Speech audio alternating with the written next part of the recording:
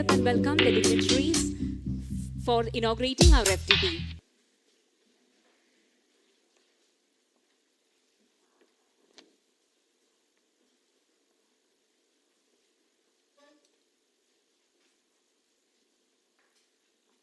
Thank you. Please be seated. A very warm good morning to everyone. Very Reverend Father Thomas Chulaparambil, CMI, Chairman of Carmel Institution, Reverend Father Justin Alukal, CMI, Director of Carmel College of Engineering and Technology, our esteemed guest of honor and our FTP's resource person, Dr. Sunil Kumar N, HOD, Department of Civil Engineering, Cochin University College of Engineering, Kuttanad, faculties and research scholars of various esteemed institutions, head of all the departments, teaching and non-teaching staff, I welcome you all to this faculty development program on research, jurisdiction, and methodological retreat. Today, we have gathered here to enhance our skill, exchange knowledge, and further our professional development. This FTP is a testament to our commitment to lifelong learning and growth. Let's begin the event with a prayer seeking the blessings of God. I kindly request all to rise for the prayer. Thank you.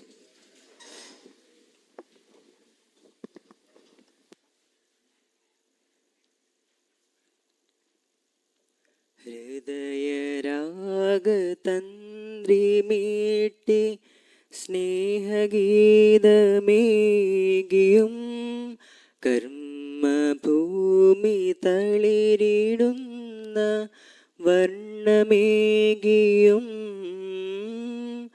നമ്മിൽ വാഴുമാദിനാമം ഇന്നു വാഴ്ത്തിടാം. ഞങ്ങൾ പാടുമീശ്വരങ്ങൾ കീർത്തനങ്ങളാകണേ,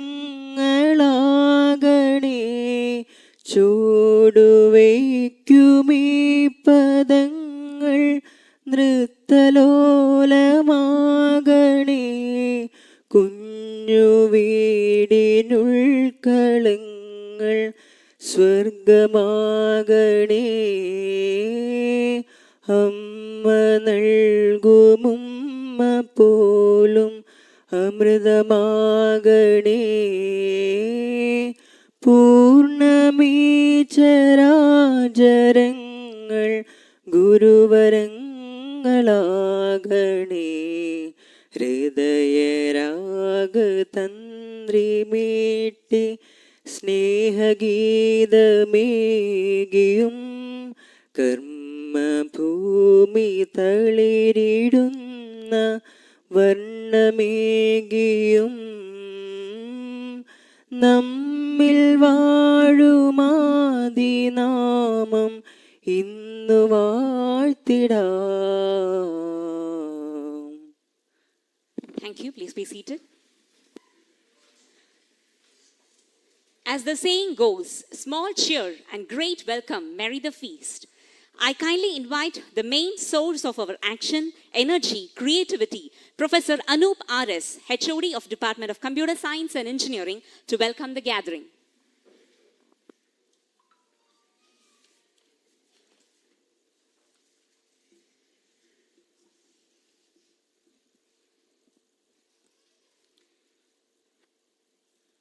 Good morning.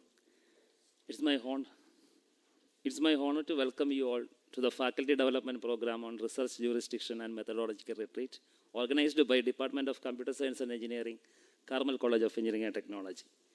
The department was established in the year 2017. Since then, we are striving to achieve our vision to become the global center of excellence in research and academia. As a part of that, we are conducting a bunch of events. Last April, we conducted a national conference, and we have an international conference scheduled in October. We got the license for organizing TEDx event in our campus, and it is scheduled on 7th September. So we are actually, before going to the welcome speech, I just want to thank all of you who stand with us for all these endeavors.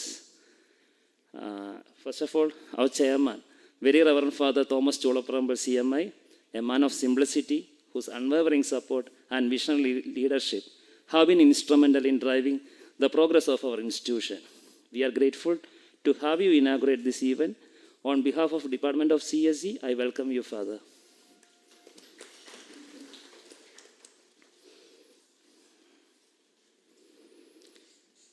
I am delighted to welcome our vibrant director, Reverend Father Justin Alukal, CMI, who will offer the presidential address. Your dedication and innovative approach have been a constant source of inspiration for all of us. I welcome you, Father. Our beloved principal, Dr. Paul K. Matthews, sir, is not present today because of some personal reasons. He is the pillar stone behind all the activities in the campus. On behalf of Department of CSE, I welcome our principal, sir. Our program is further enriched by the presence of the keynote speaker, Professor Dr. Sunil Kumar N., whose insights and expertise will undoubtedly provide us with a valuable knowledge and inspiration. We are honored to have you with us, sir, and we welcome you, sir.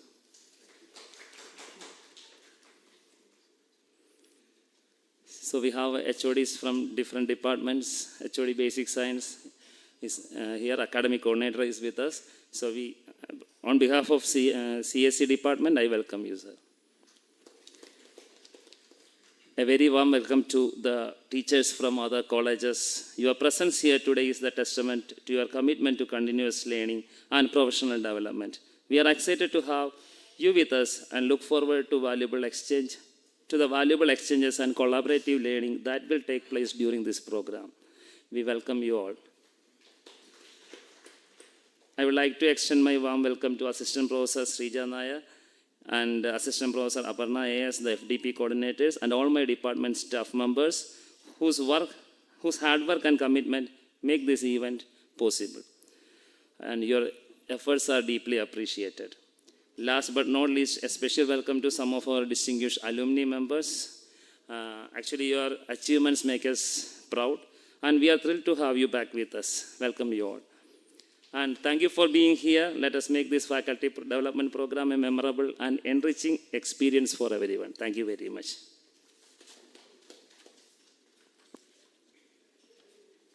We also welcome our dear leader, HOD of CSE Department, Anup sir.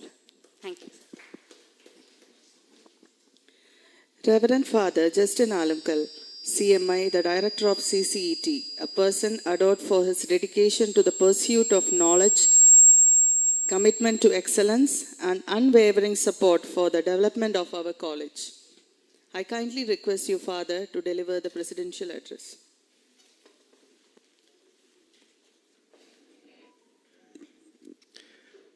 Dear and loving Chairman, Reverend Father Thomas Chulaparambil, CMI, Professor Dr. Sunil Kumar N., Head Department of Civil Engineering, KUSAT, Pulingundu Campus,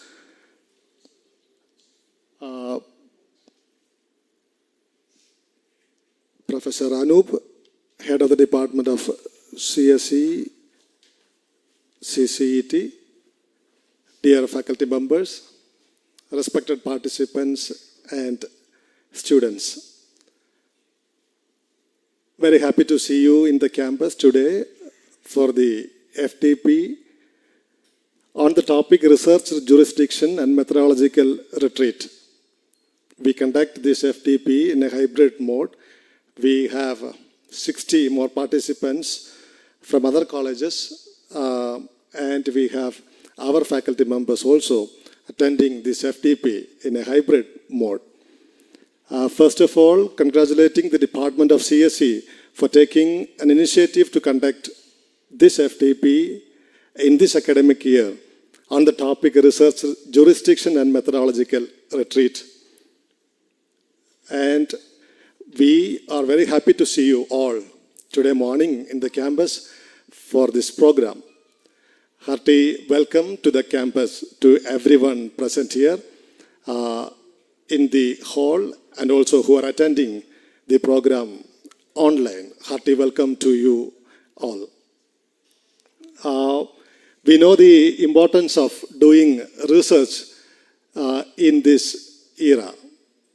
we know the aim, the goal of education, especially higher education, evolved during the period of time. We know earlier the aim, the goal of higher education was to preserve knowledge and then to disseminate the knowledge. And we know that dissemination or the preservation of the knowledge was accessed only by the elite community of the generation. But then later, during the period of time, during the evolvement of higher education, we know everyone got access to knowledge. The aim, the goal of education changed over the period of time. More than preserving knowledge and disseminating knowledge, the aim of education or research became like creating knowledge. So more than preserving knowledge, the aim of higher education became creating knowledge. The aim of universities, goal of universities became the creation of knowledge. So we are actually creators of knowledge. We are called to be the creators of new knowledge for the development of the society, for making the lives of the people better today. So we are all called to this sacred vocation of creating knowledge. The problem with us is when we do the research, we do not have a proper methodological approach to doing research. That is why at times we fail in our attempt to do research or to come up with a better result in the research approaches taken by us. The problem is we don't have a proper methodological approach to research. We know the importance of having better researchers in India. We know we spent, the statistics in 2022 says, we spent 0.66% of our GDP for research. India, being a country of this kind, we spent 0.66% of our GDP for research and development. Where other countries like Germany, they spent 3.14 or something. Korea, Israel, all of them spent more than 4% of their GDP for higher education and research and development, but we spent 0.66%. We have to make it 3% in the coming years. That is the vision and aim of our political leaders. We have to spend 3% of our GDP for research. That shows the importance of doing research in India.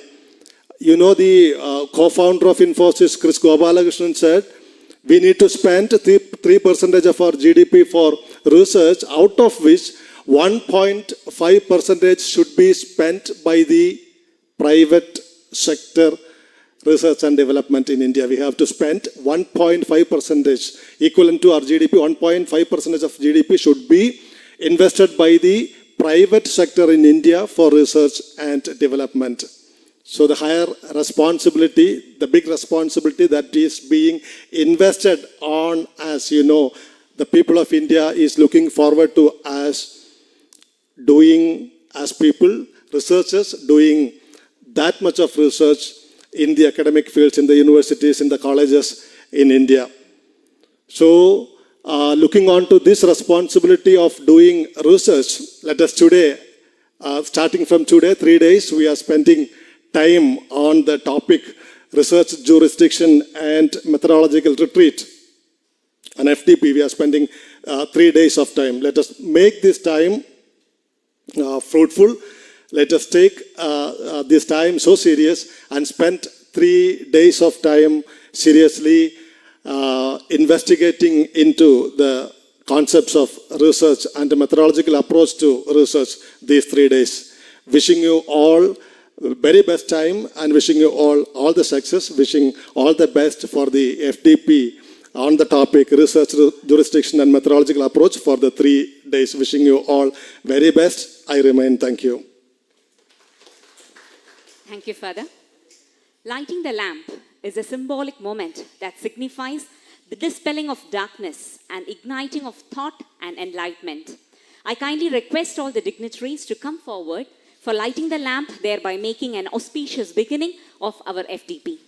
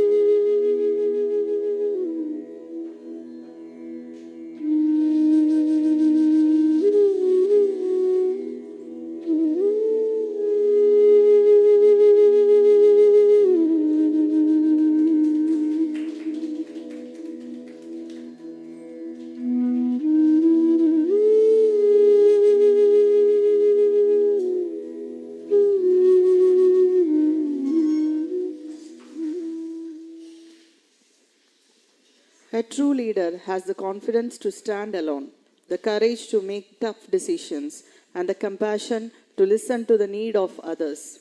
These words are suitable to none other than our beloved chairman of Carmel Institutions, Very Reverend Father Thomas Chulaparambil CMI. I kindly invite you, Father, for delivering the inaugural address. Respected Director, CCET, Reverend Father jurisdictional, respected Chief Guest, Dr. Sunil Kumar, NHOD Department of Civil Engineering, Pulanguna, Professor Anup, RS, HOD, CSC, respected participants. ഞാനിവിടെ ഇരുന്നപ്പോൾ ഒരു കാര്യം ഓർക്കുകയായിരുന്നു. വിശുദ്ധ ഗ്രന്ഥത്തിൽ നമ്മളിങ്ങനെ വായിക്കുന്നു, ശിഷ്യൻ ഗുരുവിനെ പോലെയും ദാസൻ യജമാനെ പോലെയും ആയാൽ മതി. പക്ഷെ ഇന്ന് പ്രത്യേകിച്ച് എൻജിനീയറിംഗ് സെക്ഷനിലെ ക്ലാസ്സുകളിൽ ചെല്ലുമ്പോൾ ശിഷ്യൻ ഗുരുവിനേക്കാൾ മുകളിലാണ് എന്നെനിക്ക് തോന്നിപ്പോകാറുണ്ട്. കാരണം ആർട്ടിഫിഷ്യൽ ഇൻ്റലിജൻസിൻ്റെയൊക്കെ കാലത്താണ് നമ്മൾ ജീവിക്കുക. അപ്പോൾ കുട്ടികൾ എല്ലാ വിഭാഗങ്ങളിലും ബ്രൈറ്റായിട്ടുള്ള സ്റ്റുഡൻസ് അപ്ഡേറ്റ് ആകാൻ ആഗ്രഹിക്കുന്നുണ്ട്. അധ്യാപകർക്ക് അറിയാത്ത പല കാര്യങ്ങളും കുട്ടികൾ നിങ്ങളെ സമ്മതിച്ചാലും ഇല്ലെങ്കിലും കുട്ടികൾക്ക് അറിവുണ്ട്. ഇന്നത്തെ ലോകം അങ്ങനെയാണ്. കാരണം ഓരോ ദിവസവും ഇത് മാറിക്കൊണ്ടിരിക്കുകയാണ്. ഇപ്പോൾ അച്ഛൻ റിസർച്ചിൻ്റെ കാര്യങ്ങളൊക്കെ പറഞ്ഞു. റിസർച്ചുമായിട്ട് ബന്ധപ്പെട്ട ടോപ്പിക്സാണ് 3 ദിവസം നമ്മൾ ഇവിടെ കൈകാര്യം ചെയ്യുക. അപ്പം അത് അപ്ഡേഷൻ ഒത്തിരിയേറെ സഹായിക്കും. നിങ്ങൾ കൂടുതൽ പേരും വിവിധ കോളേജുകളിൽ അധ്യാപകരാണെന്ന് ഞാൻ വിചാരിക്കുന്നു. അങ്ങനെയുള്ളപ്പോൾ എപ്പോഴും ഈ അപ്ഡേഷന് വളരെ അധികം പ്രാധാന്യമുണ്ട്. നിങ്ങളെല്ലാവരും തിരക്കുള്ളവരാണ്. ചിലർക്ക് റിസർച്ച് ചെയ്യുന്നവരാകാം, ചിലർ പല മേഖലകളിൽ വർക്ക് ചെയ്യുന്നവരാകാം. അപ്പോൾ സമയം പലപ്പോഴും നിങ്ങൾക്ക് കൂടുതൽ ലഭിക്കുകയില്ല. ഇങ്ങനെയുള്ള അപ്ഡേഷന് അവസരം കിട്ടുമ്പോൾ പോകാൻ നിങ്ങൾ മനസ്സ് കാണിക്കുന്നു എന്നുള്ളത് വളരെ സന്തോഷമുള്ള കാര്യമാണ്. ഇന്ന് മാത്രമേ ഉള്ളൂ ഇങ്ങനെ നമുക്കിങ്ങനെ, ബാക്കിയൊക്കെ ഓൺലൈനാണ് 2 ദിവസം എന്നാണ് പറഞ്ഞത്. അപ്പം അതുകൊണ്ട് ആ സമയം നിങ്ങൾ ഉപയോഗിച്ചെങ്കിൽ മാത്രമേ ഇതിൻ്റെ ലക്ഷ്യം കൈവരുത്താൻ സാധിക്കുകയുള്ളൂ. അതുകൊണ്ട് നിങ്ങളുടെ ബിസി ഷെഡ്യൂളിനിടയ്ക്കും നിങ്ങളുടെ പരിപാടികളിൽ വരിക എന്നുള്ളത് നിങ്ങളുടെ നല്ല മനസ്സാണ്. അഭിനന്ദനങ്ങൾ. അതുപോലെ ഡിപ്പാർട്ട്മെൻറ്റിനും പ്രത്യേകമായിട്ട് അഭിനന്ദനങ്ങൾ. ഇതിൽ നിന്ന് കൂടുതൽ ഉയരങ്ങളിലേക്ക് നിങ്ങൾക്ക് എത്തിച്ചേരാനും കൂടുതൽ അപ്ഡേഷൻ നിങ്ങളുടെ ജീവിതത്തിൽ വരുവാനും ഈ ഒരു ഹൈബ്രിഡ് മോഡിലുള്ള റിട്രീറ്റ് നിങ്ങളെയും ഈ സ്ഥാപനത്തെയും കൂടുതൽ സഹായിക്കട്ടെ എന്ന് ആശംസിക്കുന്നു, പ്രാർത്ഥിക്കുന്നു. എല്ലാ ആശംസകളും നേരുന്നു. നന്ദി. Thank you, Father. It is my privilege to introduce our resource person to the gathering. Dr. Sunil Kumar Gen, Head of the Department of Civil Engineering at Cochin University College of Engineering, Kuttanad, has a distinguished career. He had also served as the principal of CUSEC. He completed his PhD with a specialization in computational mechanics. With 29 years of teaching experience, 19 years of research experience, and 5 months of industry experience, he is highly accomplished in this field. Dr. Sunil Kumar Gen received the N.S. Govindrao Award for the best PhD thesis in civil engineering from IISc Bangalore for the year 2011-2012. He has submitted research proposals for 4 projects to be funded by the Kerala government scheme of CUSAT 2020. He has published numerous papers and attended many conferences. Recently, he has published in 4 international journals and presented at 6 international conferences. Sir, we are greatly honored to have you as our resource person, and I kindly invite you to deliver the keynote address.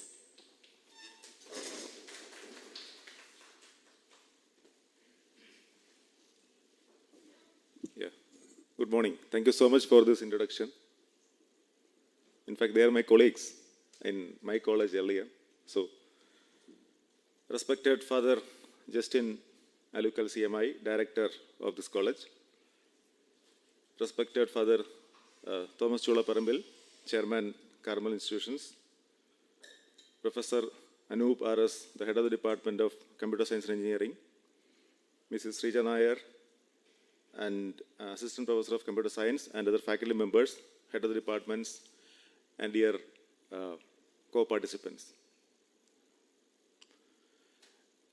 As part of this inaugural function, I didn't prepare anything. So, what I can do is I can share 2 instances regarding research. One is my own experience. The second also is my own experience, but from my student. So 2 things. That I will be continuing with that in the remaining part of the discussion also. So I joined in the Housing and Urban Development Corporation of India, HUDCO, New Delhi. That was my first corporate job. It was in 1999 February. So when I joined there, on the first day, I inquired whether I can get some leave to do the research. That was my first question to the PRO and to the chairman. Then they said, no, it may not be possible because it is not an academic institution. It is an institution where the projects are being appraised, and for this loan approval of the project, you require only the appraisal part. For that, you require engineers, and for this, you don't require a PhD. Not even an MTech is required, but I was an MTech at that time, and MTech was a basic qualification at that time also for this HUDCO.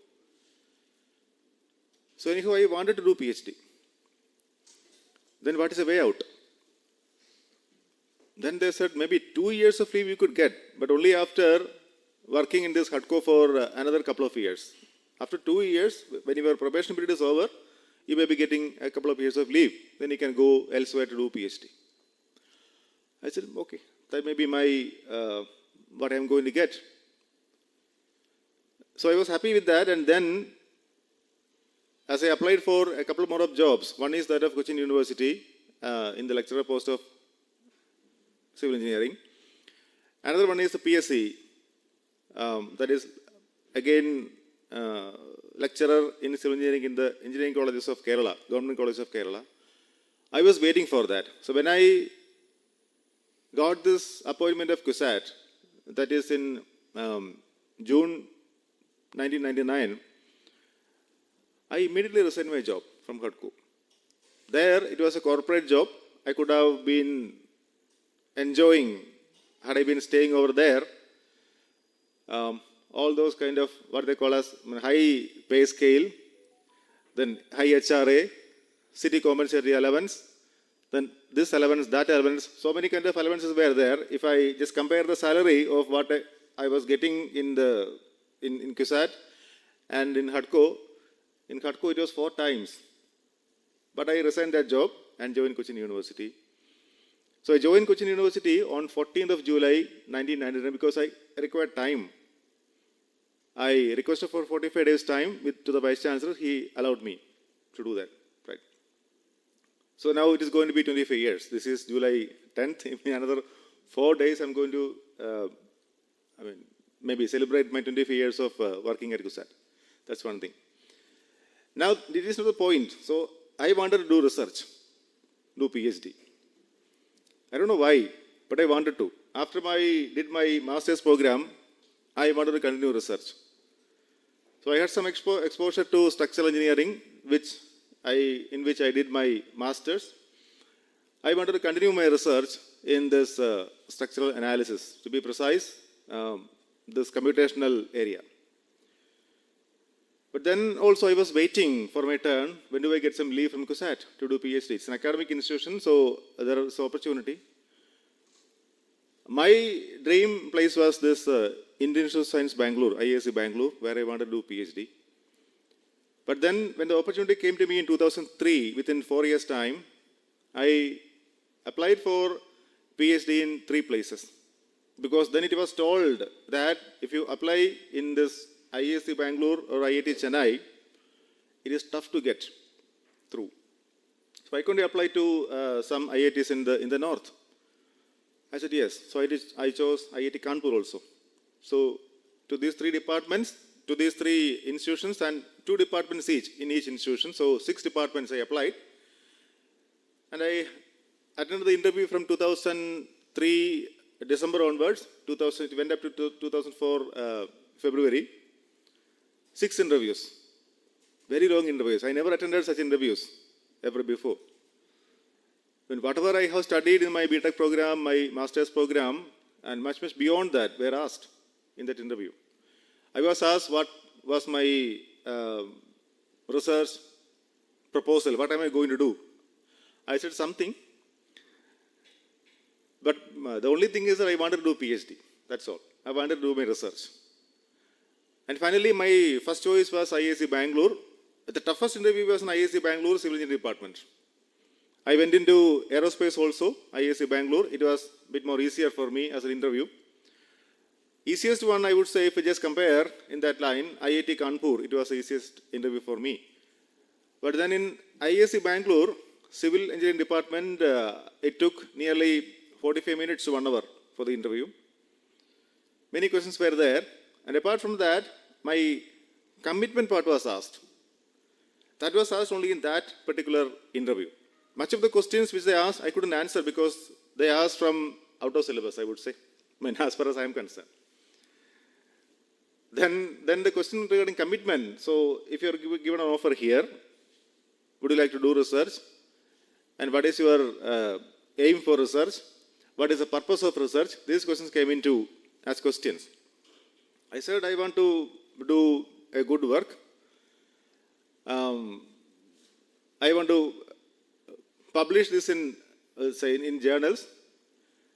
I want to be one of the best in the nation. So I said so many things at that time. I don't know why finally, when the results came, I was allotted that seat in IISc Bangalore. My guide, he chose me. I had no choice for my guide, but my guide chose me. My guide was there sitting in the interview panel. He had requirement and he chose me as one of the research scholars over there. There again, when I visited my guide after that to do the work, I discussed the research content, what I have to do, what work shall I do. I put forth some very little things from whatever I knew at that time. He asked me regarding what is my MTech project, so I said this is my MTech project, this boundary element method. He said these things are not useful, they are outdated. Why couldn't you do in this area? Then we had long discussions. In fact, in the beginning, I found it difficult to even talk to him because he was talking not in English but in mathematics. So it was being told by the faculty of that department as well as the office staff also that he is a mathematician. And how did you go to him? How did you dare to? That was the question, to go to him. I said, no, it was not my choice. It was his choice. And I have been given no choice. So what do I do? Then I was thinking that, am I trapped in this IISc Bangalore? The first thing he said was, the demand of this IISc Bangalore, you are going to see that, the heat of this demand, you are going to see that soon. This is the first sentence which is told by my guide at that time. I never mind that. Then finally, I did PhD in one of his areas. This is the crux of what I was telling, the first incident. So I wanted to do PhD. That was what I wanted. I had something in my mind. Finally, I did PhD in an area in which my guide was more comfortable with. Right.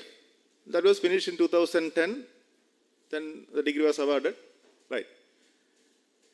Now recently, the second incident is this. Recently, one candidate approached me to do PhD. I asked her, why did you do PhD? What is the purpose of doing PhD? She said, I did my BTech in this year, a few years before, not now. I asked her, then what did you do after that? Yeah, I did MTech.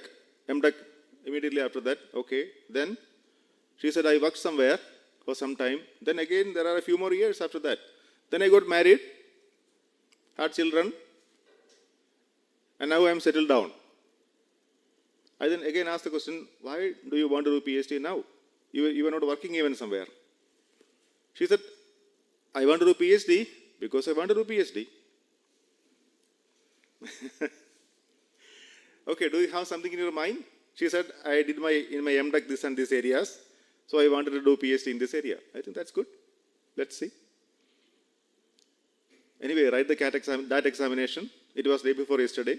She was there in the examination. Let us see. I didn't evaluate the answers also. So they require minimum 50% marks in that, and then interview also we conduct. There they have to get a minimum level of credits as per the CUSAT rules. So with these two incidences, what I am trying to put forward is, why do we do PhD? And I'm going to start with that in my discussion. Right. Now, every institution, as Father Justin was telling just now, is a center where we not only disseminate knowledge but produce knowledge. And every one of us is producing knowledge at every moment. We are learning. Now, when we put that in a systematic fashion, we say it is an article. When we put that in a documentation form with the documentary evidences, not only the qualification part but the quantification. We may have some quality in research, but when you add to this quality, the qualitative part of research, the quantity, then it becomes a paper, a publication. You can send that and you can share that. With the students also you can share that. What I have seen in the syllabi of the subjects in IISc Bangalore is that they can, because they have this liberty to frame their own syllabus every year. Even if you say linear algebra as a subject, this subject will change every year in syllabus. The name will be same, but they will add their research contributions to this subject. So it is not that the same thing is being taught every year, but they add their research contribution in that area to the subject and they improvise it. Likewise, every year, I also attended the structural dynamics, which I attended in my MTech also, but it was too different from what I attended in the CET than what I attended in IISc Bangalore. So also this finite element method, it was totally different from what I attended in College of Engineering Thiruvananthapuram than IISc Bangalore. So what I am telling is that they can add this research, you can also do that. Whenever you do a research, any small thing, it may be in sustainability, it may be something else. You can add this research contribution, research output to the syllabus, and you can modify the syllabus. A lot of opportunities are there. So when you produce knowledge, you can add that knowledge not only in the research articles which you publish, but you can share that with students also. And with the help of students also, you can do research. So let us join together in this FDP for these 3 days. I wish you all the very best for this ongoing discussions in this faculty development program. We will see in the discussions. Thank you. Thank you, sir. Thankfulness is the quickest path to joy. I kindly invite Ms. Srija Nair, Assistant Professor, FDP Coordinator, Department of Computer Science and Engineering, to deliver the vote of thanks.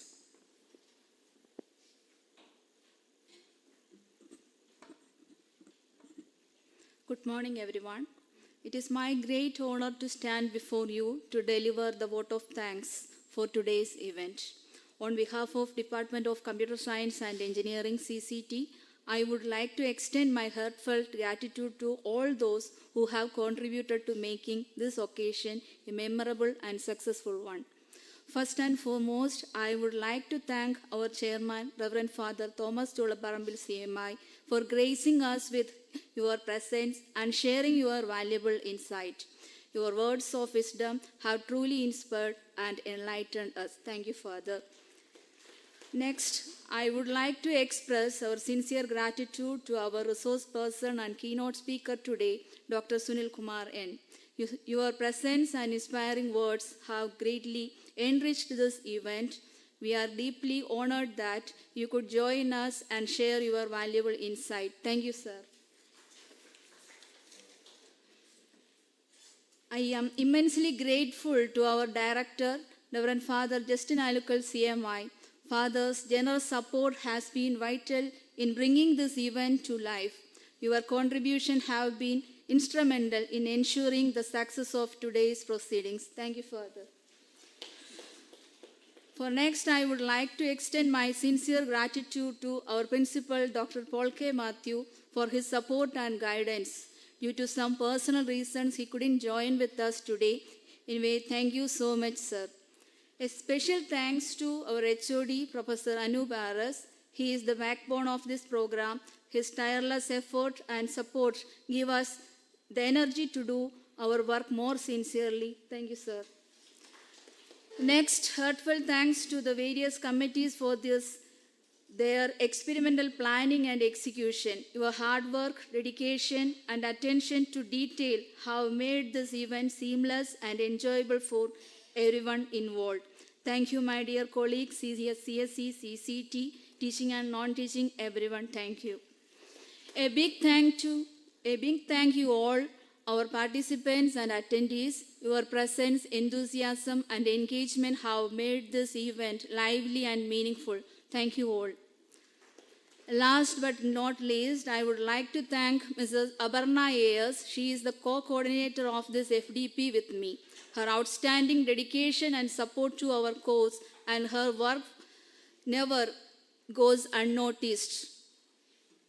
Also, I use this moment to appreciate her remarkable contributions and the lasting impact she has made as a faculty advisor with me for the outgoing batch. Thank you, Aparna Miss, and congratulations to your wonderful effort. As I conclude, let us carry forward the knowledge and connections we have gained today and continue to strive for excellence in our respective fields. Thank you all once again and have a wonderful session. Thank you. Thank you, ma'am. Although we have reached the end of the inauguration function, of course, this is the beginning of our FDP, which will enrich and enlighten us with knowledge. Thank you all for making the inauguration ceremony a grand success. Thank you. And the session will start in a short while.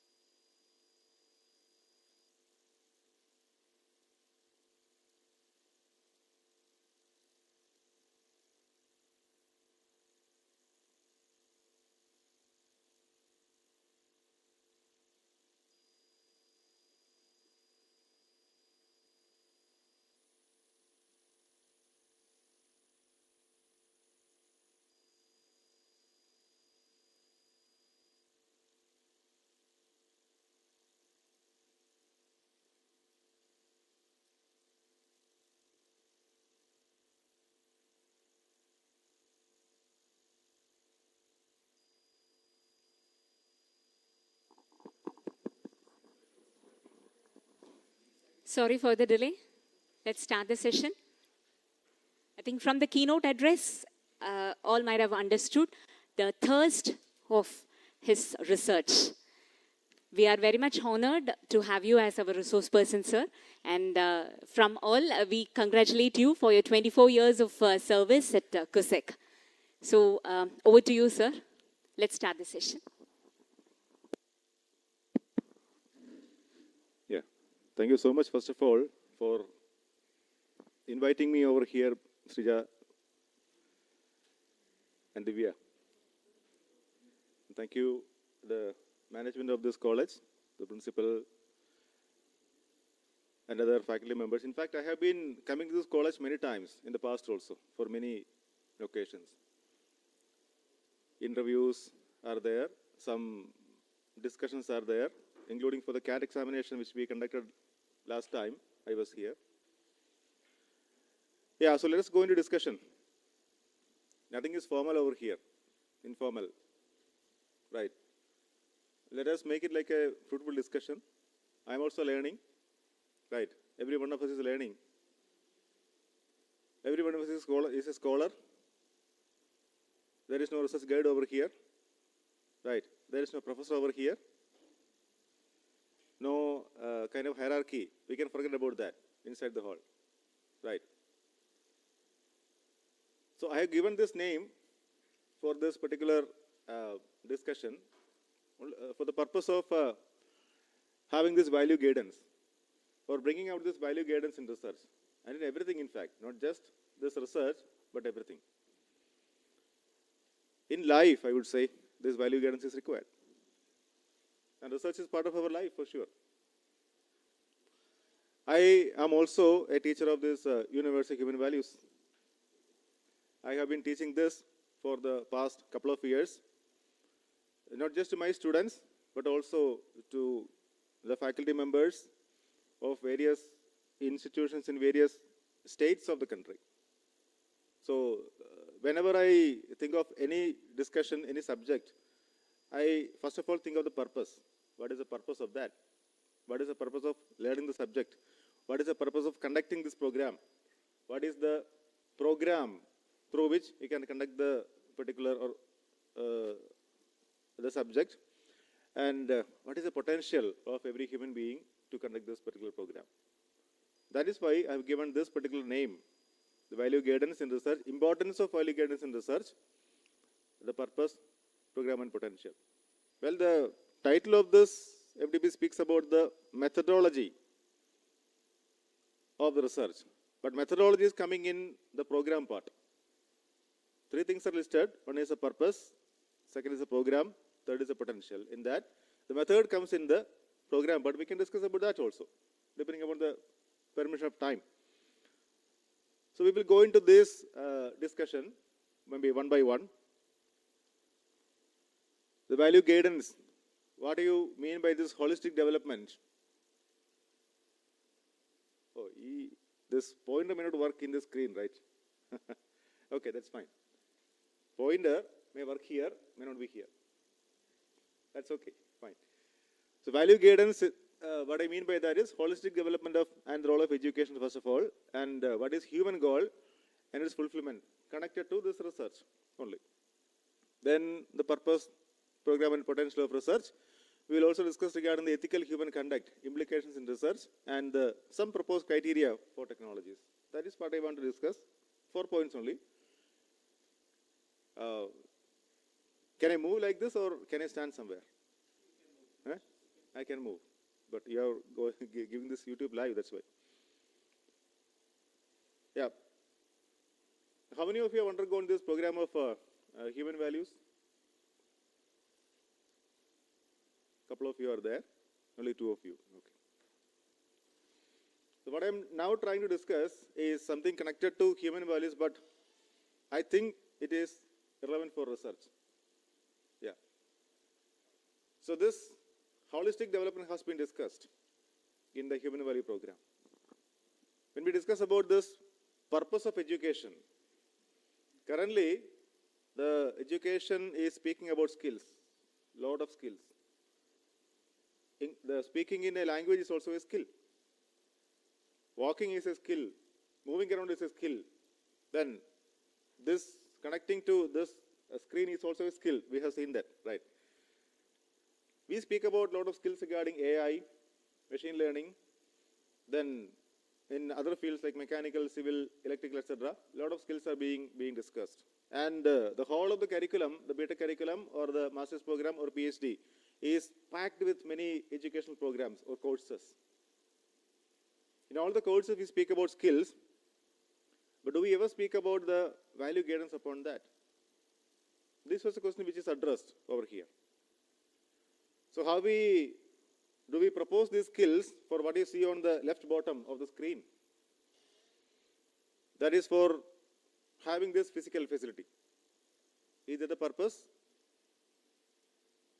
Do we teach these kind of skills? Let it be anything, technical or otherwise. Do we acquire knowledge? Do we disseminate knowledge? And do we teach the students for having this physical facility? For example, if this question is asked, why do you want to do research? Or why do you want to learn this program? The answer may be to get a job. Because now the demand from this academic or academia is that you have to have a research, a PhD for getting a job as a teacher. And when you want to have this career promotion, you require to do research, have a PhD. Is that the purpose?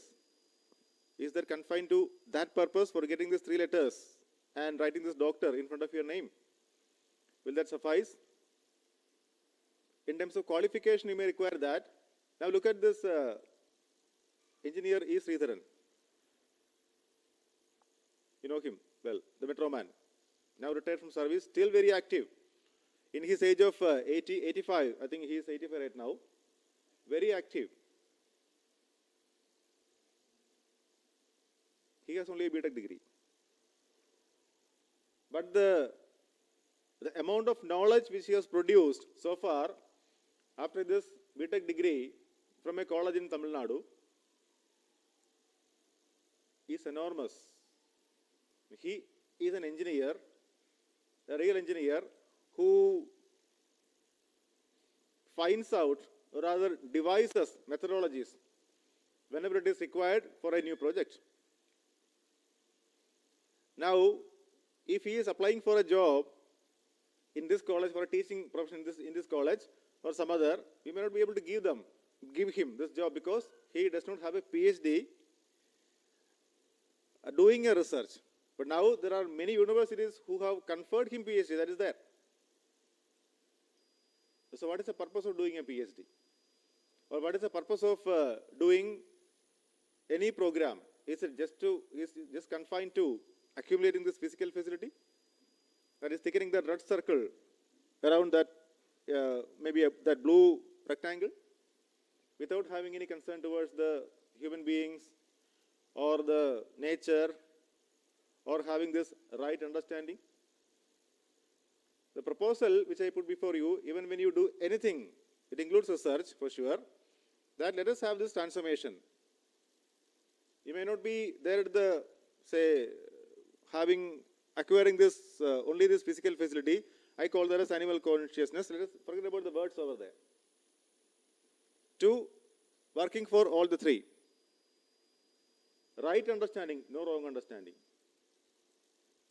In the self, relationship with every other human being, and working for physical facility guided by this right understanding.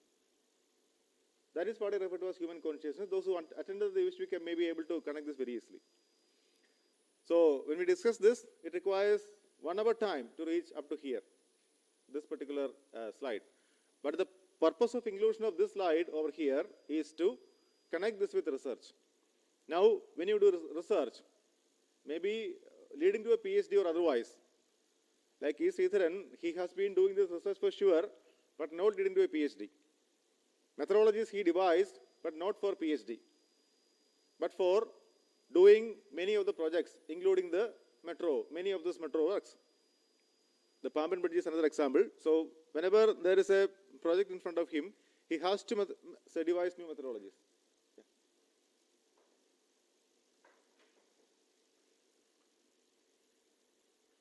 Now, was the purpose confined to this physical development? When I say physical facility, it includes the infrastructure development, acquiring of these physical things, etc., etc. Was this research confined to only this infrastructure development? Has he concern towards society? Has he concern towards this nature? I can give another example to connect to this. I am coming from this Kutanad, where we have this Vemanad Lake, and much part of the Vemanad Lake is now converted to paddy field, reclamation, land reclamation. This has been happening from the 19th century onwards. From 1912 to 1973, this has been very intensive in 2-3 phases. Now, when much of this land was reclaimed, much of this lake was reclaimed for paddy cultivation, and we constructed a barrier at Tanimukam and an outlet at this Thotapalli. We thought that we can conduct this paddy cultivation at least 2 times in a year, and that may result in feeding the entire Travancore at that time, feeding the entire Kerala at that time. So with this purpose only, it was, even before the state of Kerala was born, this has started. The land reclamation was started. It ended by 1973. Now, one of the results of this fighting with this nature, so there what I want to bring out is the trying to captivate whatever is available in the nature for human purpose, for physical facility. This paddy is a physical facility, rice is a physical facility. To cultivate that, what we require is the sea water should not enter into this paddy field. For the purpose, we now built a barrier at Tanimukam. I'm not going to the whole story, it's a long story for sure. So the purpose of that Tanimukam barrier was to not to allow this sea water, salty water to enter into this side.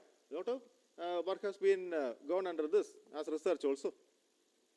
We have a research center also over there in Ambalappuzha, you may be knowing that. The Center for research for this paddy fields which are below sea level.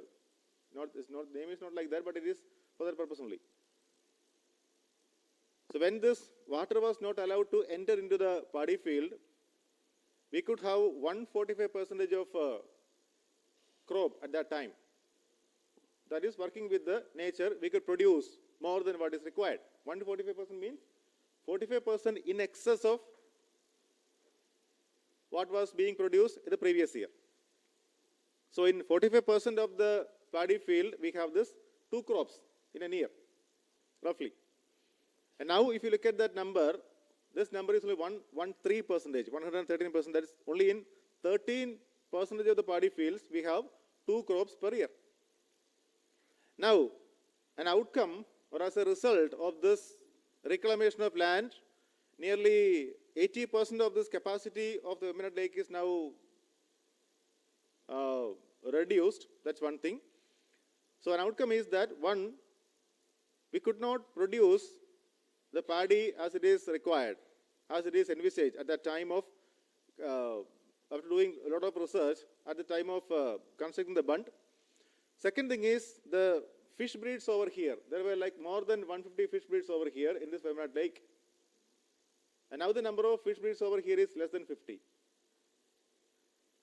The reason is the salt water which was required, saline water which was required for this breeding of fish, etc., that is now not there.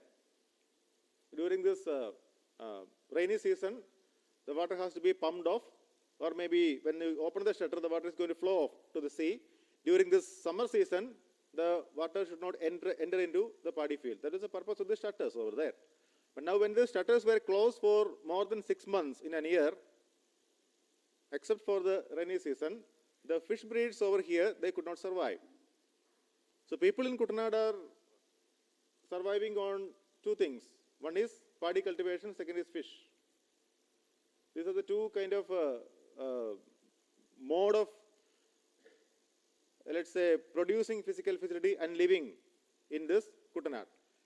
Now, these two purposes were not served really by this so-called modern technology, right? Now, we have reclaimed 80% of this capacity of Webanad Lake. That's one thing. And we have prevented the fish breeds to sustain over there. And now you see, there is a large cry regarding flood. If it rains for 4 days, the entire area is going to be flooded because of water not running off. Much of the this, what you call as Adi and Pudi, through which water runs off to the sea, are closed in Alapi. We are here in Alapi. So with technology, we have done several things for producing physical facility, for generating physical infrastructure, doing a lot of research, but the result is this: the harmony in the nature is lost, nearly lost, I would say. Is this the purpose of research? Is this what we are working for? What do you see on the left bottom? Or do we need to look into the rest of the nature and the human beings too? When the Pamban Bridge was constructed, if you remember, he did not construct new columns. It was demolished in a natural, so-called natural disaster. I wouldn't call it as natural disaster, but a natural phenomena. So all these columns which were there lying down in the sea were reclaimed by E. Sridharan, the engineer, and he reconstructed that without harming the nature at that time, without even obstructing the passage of seawater. He could do that. With very limited machinery, he could do that. And also before time of completion of the project, he could do that. So do we need technologies? Do we need this research leading to technologies, the methods, and finally the outcome of that,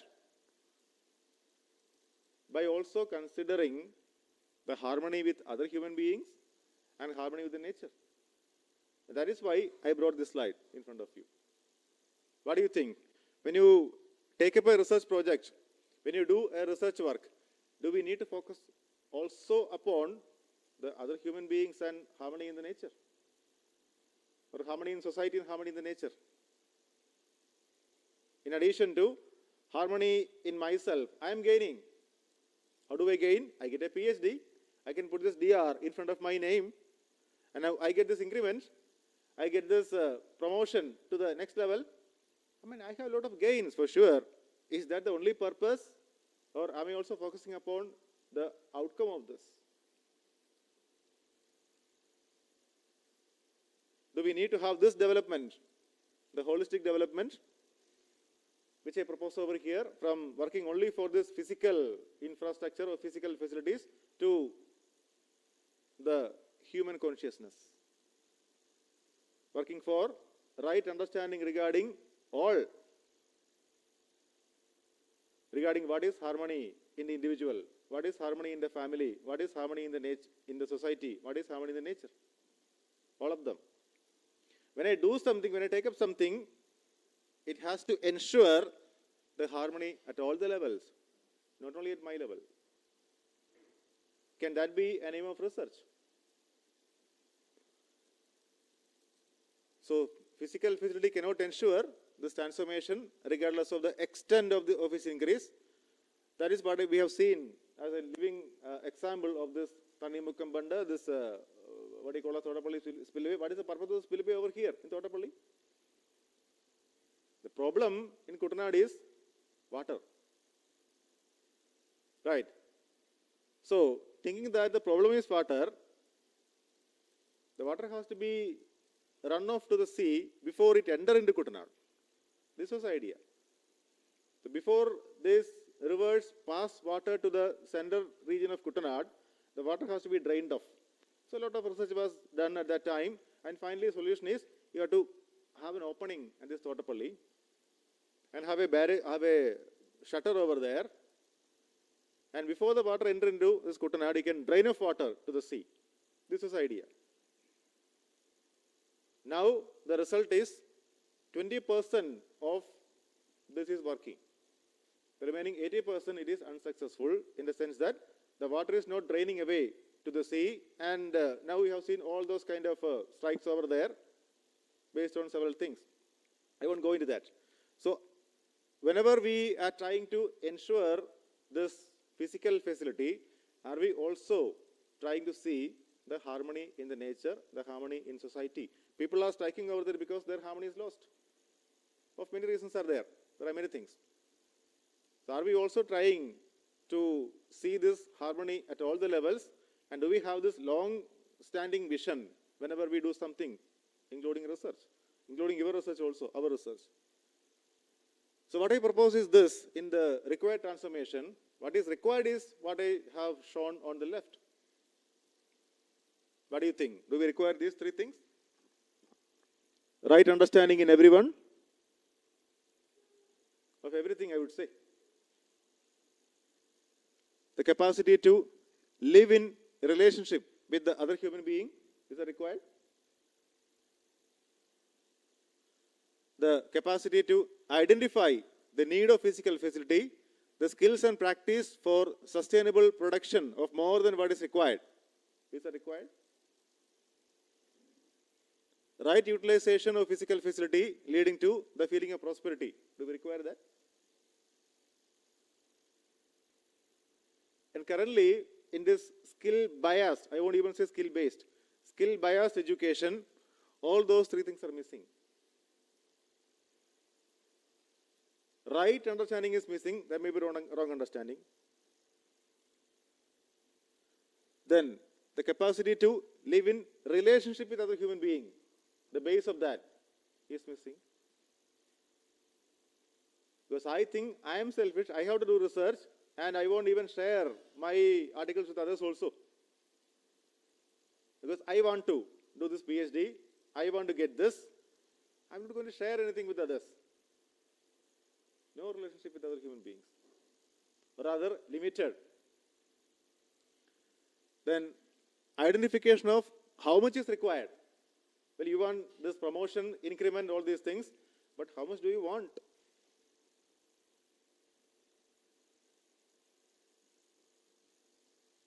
How much do we want for our living as this physical facility, including this money? Do we have an assessment of that? The willingness to produce also by way of labor, than just proposing that these things are good, design level, but I'm not going to do anything because I don't want to put my hand into the mud.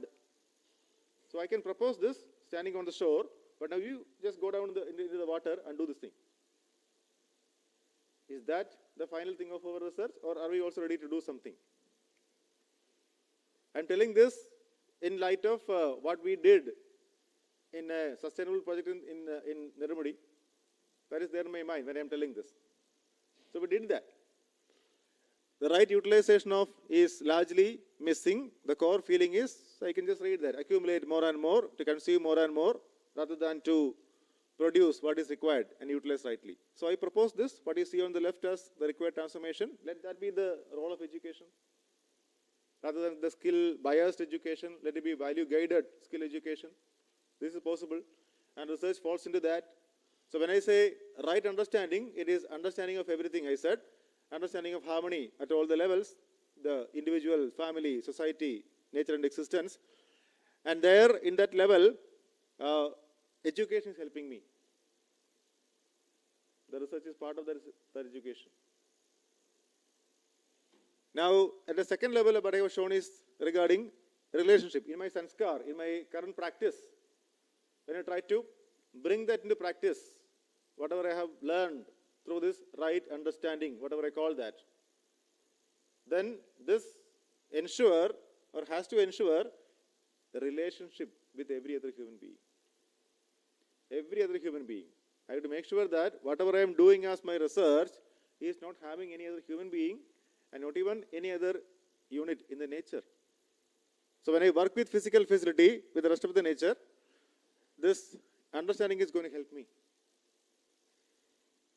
So I say living in all the levels, individual, family, society, nature and existence. The result is my happiness, the other person's happiness, mutual happiness. Prosperity. Prosperity is not just producing physical facility, but it is producing the feeling within myself of producing more than what is required. When I produce more than what is required, I can share with other people also with a feeling of the relationship. So I would say the underlying thing of what I am speaking right now is a relationship with other people and the rest of the nature. This is what I see in research right now. So when we work for this, I just put a few more lines regarding the holistic development. You can just read that very quickly. We can go through that. The basic aspiration of every human being is continuous happiness and prosperity. Well, we require maybe more discussion about that. Right understanding, relationship and physical facility with the correct priority are required for fulfilling this basic aspiration. Working for all the three with the correct priority, ensuring fulfillment of basic aspiration is living with human consciousness. We discussed that. And this holistic development is a transformation to this human consciousness. That is what this one is what we have discussed just now. The role of education, Sanskar, is to enable this transformation. And research is in this education, for sure. For this, the education Sanskar has to ensure right understanding in everyone, the capacity to live in a relationship with the other human being, the capacity to identify the need of physical facility, and the skills and practice for sustainable production of more than what is required, leading to the feeling of prosperity. Yeah, this is what we discussed. In society, when we are working with our research output, are we ensuring this?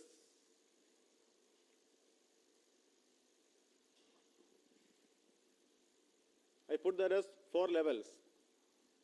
The human goal is put into 4 levels. One is at the individual level, I have to learn. I have to understand. Not just the technical skills, but I have to learn what is harmony also with myself. Right feeling also I have to learn and ensure the feeling within and share that with the other. So that I can go to the second part of that, prosperity in every family, and prosperity is part of an outcome of this research for sure. When I work for this right understanding and right feeling in myself, I can easily go to the third level, that is fearlessness in society. Are our systems which we produce leading to fearlessness or fear? Are the systems which we produce as a result of our research leading to struggle in nature or mutual enrichment in nature? So this is put before you as a human goal. And this is my goal for research. That's why I put before you. I have to ensure myself, within myself, what is right, what is not right, both. Ensure within what is right feeling for me and for the other. And so that I can help my family to ensure prosperity in my family and fearlessness in the society in which I live, and coexistence or mutual fulfillment in the nature and existence. For that, I can take part in any of these 5 levels. That is what we propose in Harmony in Society in the UHP part. These 5 levels or 5 dimensions are in which we are working. One is education sanskar, where this research falls into. Second is health, self-regulation. Third is production work. Fourth is justice preservation. And fifth is exchange storage. I won't go into the details of that. But the question is, when you do a research, when you do any small piece of work, is it falling into any of these 5 systems?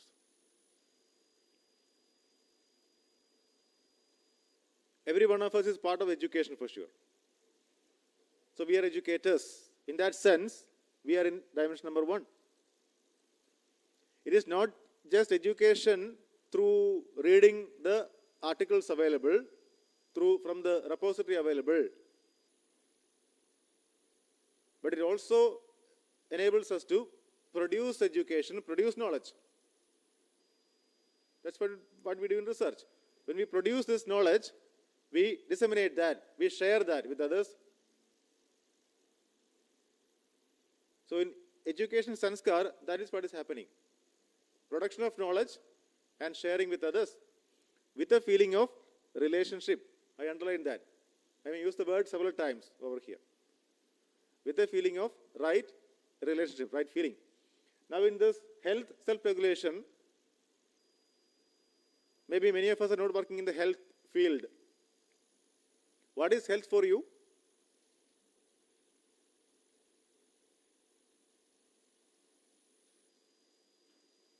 You can also take, but I'm just speaking from my side, just like this, continuously. You can have a mic or even without a small hall only. If we speak, we can listen, everyone. What is health for you? When you speak about research, let us speak about health also. There are some occasions in my research in IAC Bangalore where I had to work overnight. Not ensuring health for sure. Next day morning when I met my guide, one of the such occasions, he said, why are you late? Because the time given for me for this visit was 10 a.m.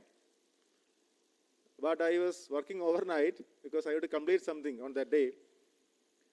One publication also something, one piece of research. I went off the lab by 9 a.m. I had to get ready and come back to the department, so 1 hour was left with me.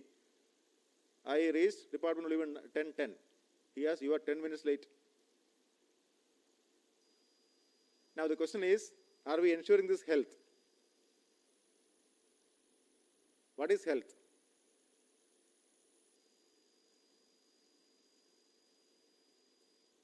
I say two things for health. One is, the body has to act as per my instruction. Is that health for you? If you want to speak, I have to speak. The body is able to speak. And all the body parts are in harmony. If I want to walk, the body has to walk for sure. I had been to this Vaikam Indo-American hospital a few weeks before with my mother. In the department of physiotherapy, I could see patients who could not walk, who could not do any of their body activities, but they wished to do. They wanted to do. They could not do that. So I thought, how much healthy am I? How much gifted am I? I can walk. If I wish to walk, I can do whatever I want. So is it connected to research also?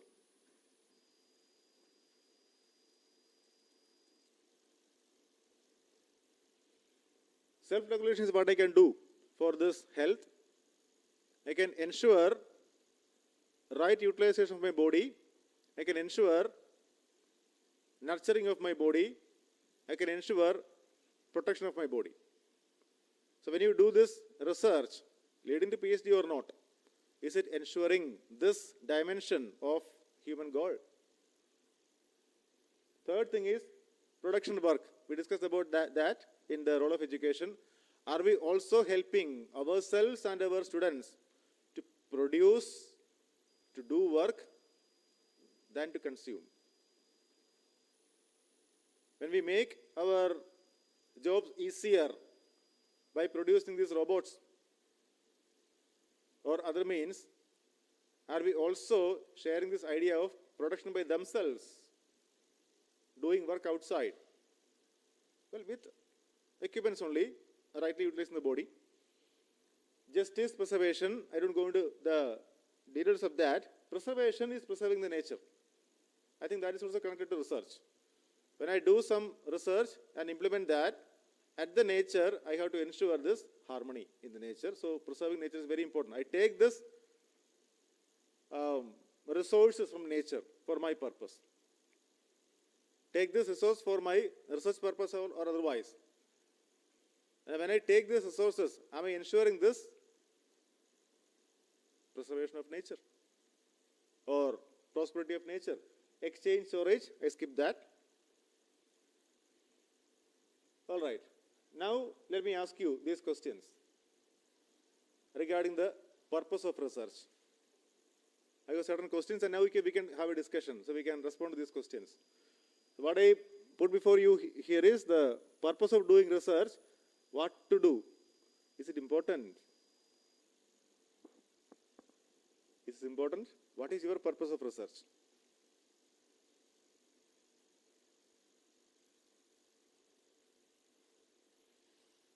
I have given you two instances when I have given the keynote.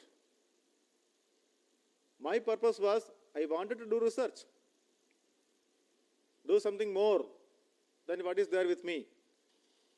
I have this quest for producing something, but I did not know the directions.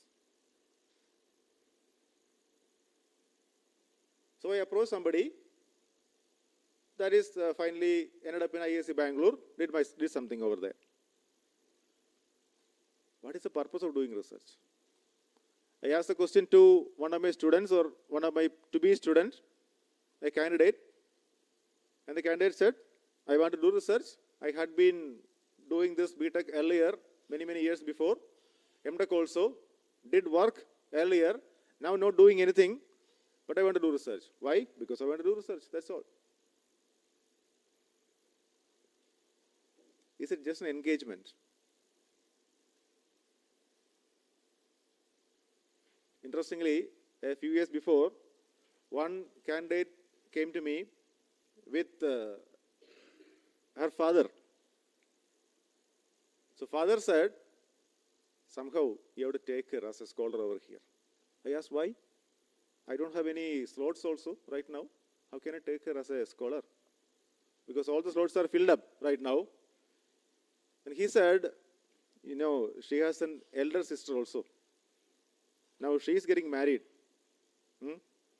Now this girl, she has done her master's degree right now and now doing nothing. Doing nothing means no job. Not that doing nothing, but not doing any job. She is at home. So till the time this girl also is getting married, we need her engaged in something. He said it to me directly.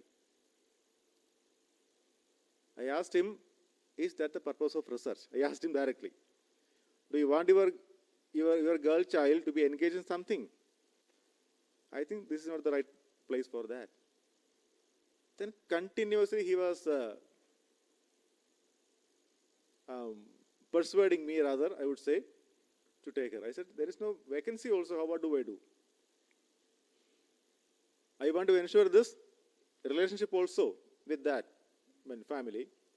I said, no choice. Maybe next time, next year, one student may be submitting. So maybe we can postpone that. Okay, they waited till the next year and they applied again. Then I had no choice. I said, okay, you can come as a full-time scholar because you are not doing any job right now. Why can't you come as a full-time scholar? Agreed. The father and the child agreed. Say they joined as a full-time scholar. Then very rigorously, she started research, I would say, very rigorously. Very enthusiastically, she started research. And within 1 year, she got a PhD appointment. That was an overseer in a particular government department. I asked her, are you going? She said, yes, I'm going. What about research? I want both. I said, how is it possible? You are a full-time scholar over here. I want to make it part-time. I said, the commitment was you would be here as a full-time scholar. That's why I had given you this slot. She said, no, I want job also, I want research also. I said, either do job or do research. She said, I want both. And now I am in confusion, what to do. Okay, I made her part-time in the next RC meeting. And then now there is a problem. When she joined in the department, they won't give leave for the next 2 years. Then she came back to me again. Even if it is part-time, I may not be able to come. I said, there is a certain rule in the university. You have to come even if you are part-time, at least for 30 days in a semester. Minimum 30 days in 6 months. She said, Sundays, is it okay? Because even Saturday I had work. Second Saturday may be okay. I said, I'm not coming to the college even second Saturday or Sunday. What do I do? She said, I have no choice.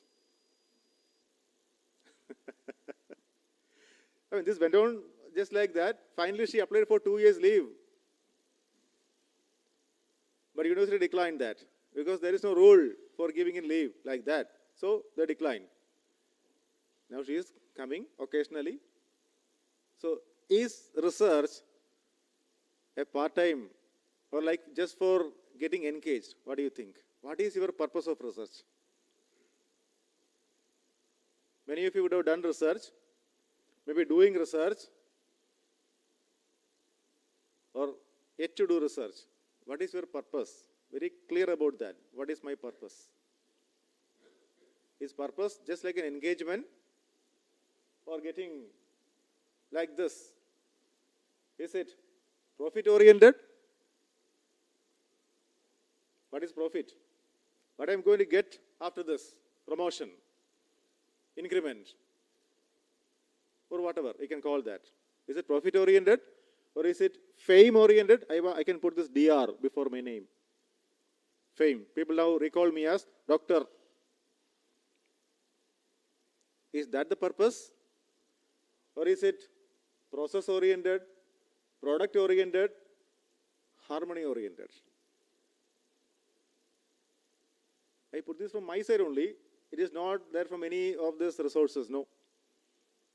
It is my thoughts about research.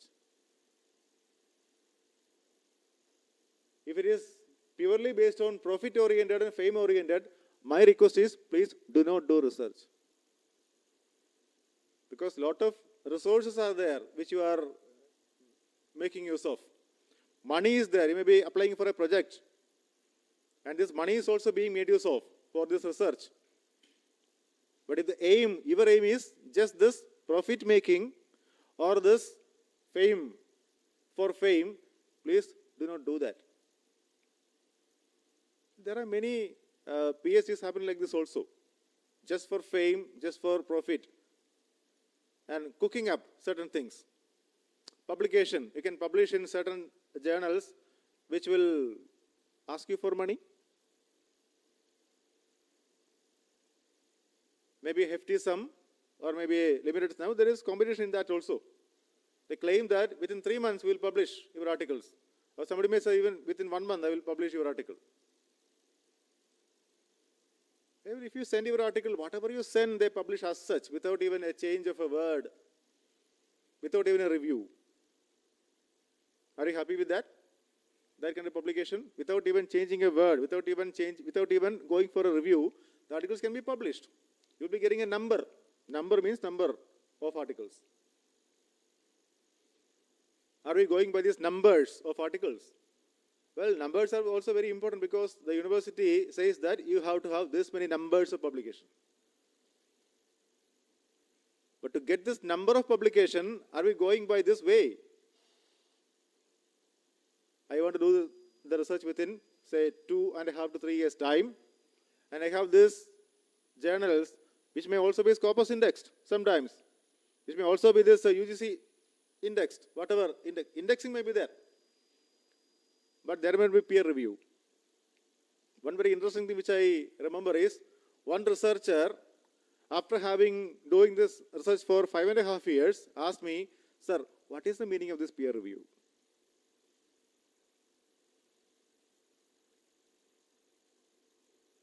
Then I had to explain what is peer review to that researcher. Unfortunately, my research scholar asked this.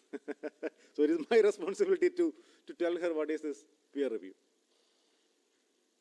I said, you send an article to a reputed journal or to a journal, and there are experts in the same field, working in the same field, we call them as peers. So this article will be reviewed by 2 or 3 such kind of reviewers. And they will send you this review report. On that basis, the editor can take a decision whether to publish the article, to rewrite the article, to change some portion of the article, or to publish as such. This is what the editor can do by himself or herself. Now, this process of peer review will take time. Not just 2 or 3 months, like the other journals say. It may take years. One of my researchers, she submitted her research article 1.5 years before, still waiting for this. She is now frustrated, totally frustrated. So what to do? not publishing. Not even a reply. I sent several mails. I said, wait. Wait for some more time. If they're not doing this, then we can go. We can just give a dissent note like, I'm not going to publish in your journal, then we can go. Wait for some more time. 1.5 years is not a long time, I would say. 1 year is a moderate time by which they can have these 3 reviews. Then re-review may be required. If you submit the article again, they may require a re-review and the editor may take a decision finally. It may be rejected also after this. This can also happen. So I have to explain to that scholar what is peer review. So this is what is peer review. If the article is not peer reviewed, we think that whatever we have done is right. Whatever we have written is perfect. We also have to learn this technical writing skills. We will come to that in the methodology part. So publication is very important. Documentation part is very important. So before that, we have to look at this. What is the purpose of the research? Can that be harmony oriented? Of course, you can go for product oriented. You can go for process oriented. You can have patents also. You can produce processes. Now, do you have a real life problem for research or you cook up a problem by trial? What do? We used to ask the aspirants of research to write a research proposal. The proposal is to be discussed in detail, thoroughly, including the purpose part, the methodology part or the program part, and the potential of the researcher. We have to analyze that, or rather evaluate that. If there is a research content in that, then we will permit.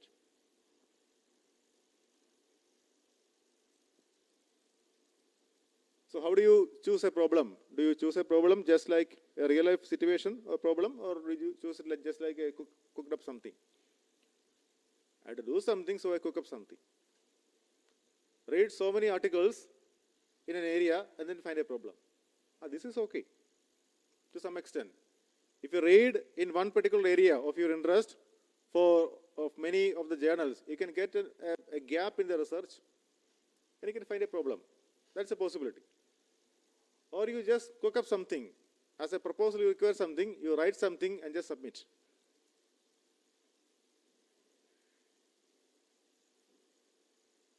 All these are questions to all of us. I didn't get any response so far. Yeah. Again, I think the direction, it's okay, I hope everyone can hear. So I think the direction in which the discussion is going, like maybe putting too much pressure on the individual to come up with the original research idea, or maybe, that means a truthful purpose and not like cooked up. But isn't that the issue systemic?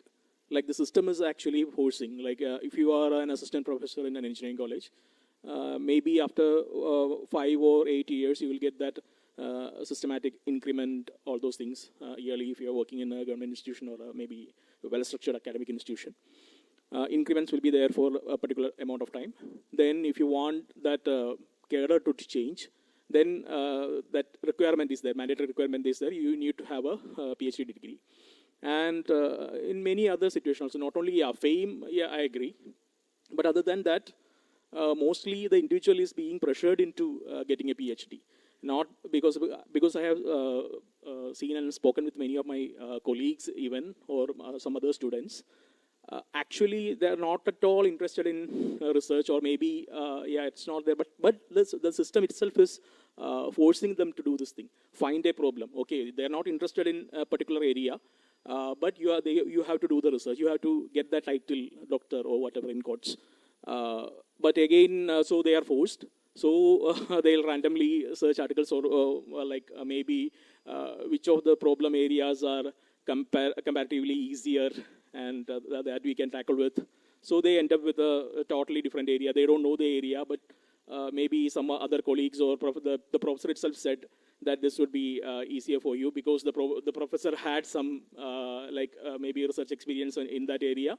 And the mentor itself is pushing the students. The system itself is pushing the students. Even the universities are actually also pushing. So these are all, I think the issue is partly systemic also. We can't always like blame, this is like more like blaming. I'm just feeling, just thinking loud. We can't just put it in on the individual itself. I think the system has to change. Otherwise, we are all slaves of the systems, right? What we can do? That's a very, very important question. Now let me ask you, who is making the system? When we say society, who is making the society? I am part of the society. Yeah, the individual has to change for the whole change. I understand the concept, Yeah. but is it really practical in the sense of making this? I don't know, maybe say for me to advance in my career, maybe I don't have a research aptitude at all. But for me to, I want better salary in my job. So for that, I am forced to do a PhD.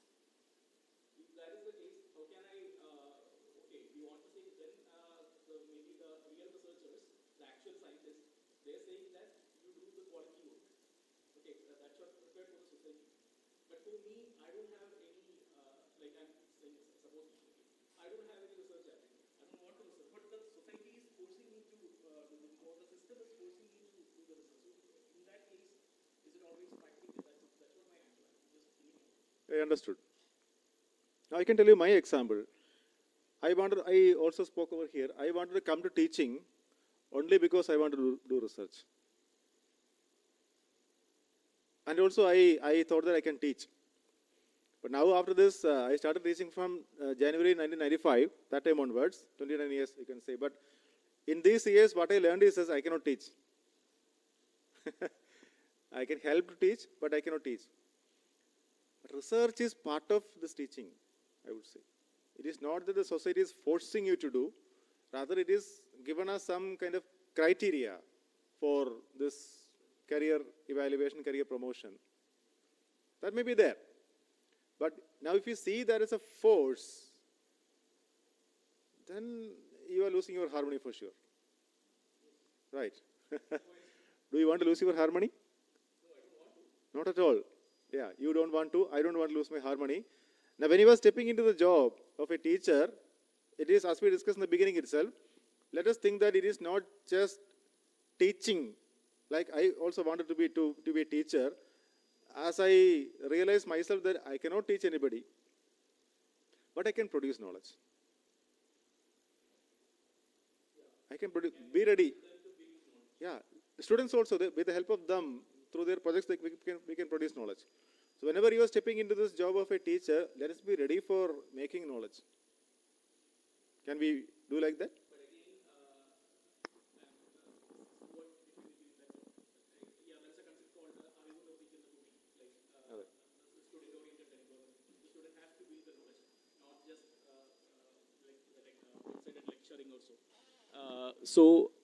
Yeah, maybe it is there. In that thought, it is there that research is a part. But I can be a lecturer, right? I can be a good lecturer. There are well-established concepts. I can transfer those concepts effectively using analogies or maybe better examples, better knowledge transfer techniques, so that I can be a good teacher. But are you a 100% good teacher without being a researcher? I agree with you on that. But again, as a functioning teacher, I can do it without research, right? I'm just asking you. I want to know your take on that. I have given this example of syllabus in IISc Bangalore and IITs also. They have their own liberty to frame their syllabus. Every year, they may be teaching the same subject, but in a very different way. Because they add their research input which they have had in that year, in the academic year, to this subject, to the syllabus, and they modify it. We can also do that. So somebody was asking me, why are you teaching the same thing every year? Do we do that? Every year we teach the same thing without any change, same notes. I prepare a note in the first year and I can use that for the 30th year also.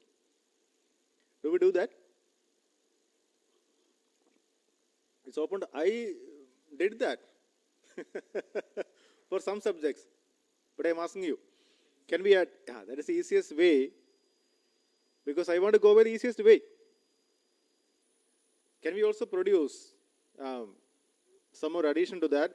Now, one of the difficulties is that we have this affiliation system, right? So, university and a committee will produce a syllabus, rather frame the syllabus, and as far as teachers, we have to just follow that. There is no choice for us. I would say in the NEP, there are provisions for this. Now, if you look at the entire world, now there are very few countries in the entire world who have this affiliation system. Even here also we have big institutions like this universities, deemed to be universities, now government universities, private universities, they're also coming into. Even the state of Kerala, they're coming. So education can be decentralized, but in any given institution, let us have everything. Everything in a sense, all the programs. Like in Cochin University of Science and Technology, we have 33 departments and several centers also, where we had varied programs including engineering, science, law, biotechnology, all those. And we have this liberty to frame our syllabus. This has to be there. When this is there, now we have this opportunity to add our own research findings into this.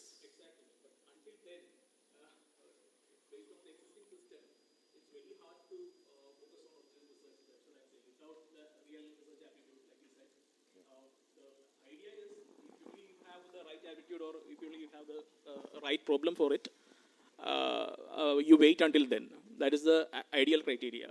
But that system has to restructure, I guess. Let us, in turn, so before the system has to restructure us, let us do that. Now here I am also standing in a, right now working in an institution where we can frame the syllabus. There is a board of study, I'm part of that. But even then, I cannot change the syllabus which I am teaching. There is a restriction. The BOEC is finally framed the syllabus, and we will be doing that only once in 4 years. But every year I cannot do that. I cannot add my research also into that, but I can do that depending upon the time. I can add knowledge into that. I can add information into that. This possibility is there. So every one of us, if we are doing this research in the subject in which we are teaching, we can also add something. But now we say the time at which you have to finish the syllabus, the examination, the students don't require that. They go for this YouTube, this thing. That, eh? They can use the mic. Yeah. That is the mic. Yeah, everyone can participate. In fact, what you were telling, maybe many of they want maybe to tell. just pass the mic and fine. Actually, there's a concept of area of interest in engineering, right? Like, you focus on your area of interest, you take the related papers and you accumulate knowledge and you just edit your own PPTs and add to it. You do research, you do readings on that thing. Then you actually, eventually, you'll be adding a lot more to the syllabus and your classes will be somewhat better in turn.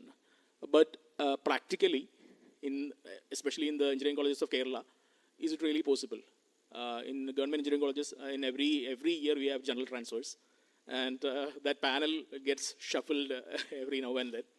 So if I want to teach computer security, and everywhere I go, in some other colleges, there might be some other faculties who are already well versed with that department, and I'm left with maybe I'm a guy with a lesser experience, or maybe I join a new institution. This particular area of interest is completely populated, or that problem is there.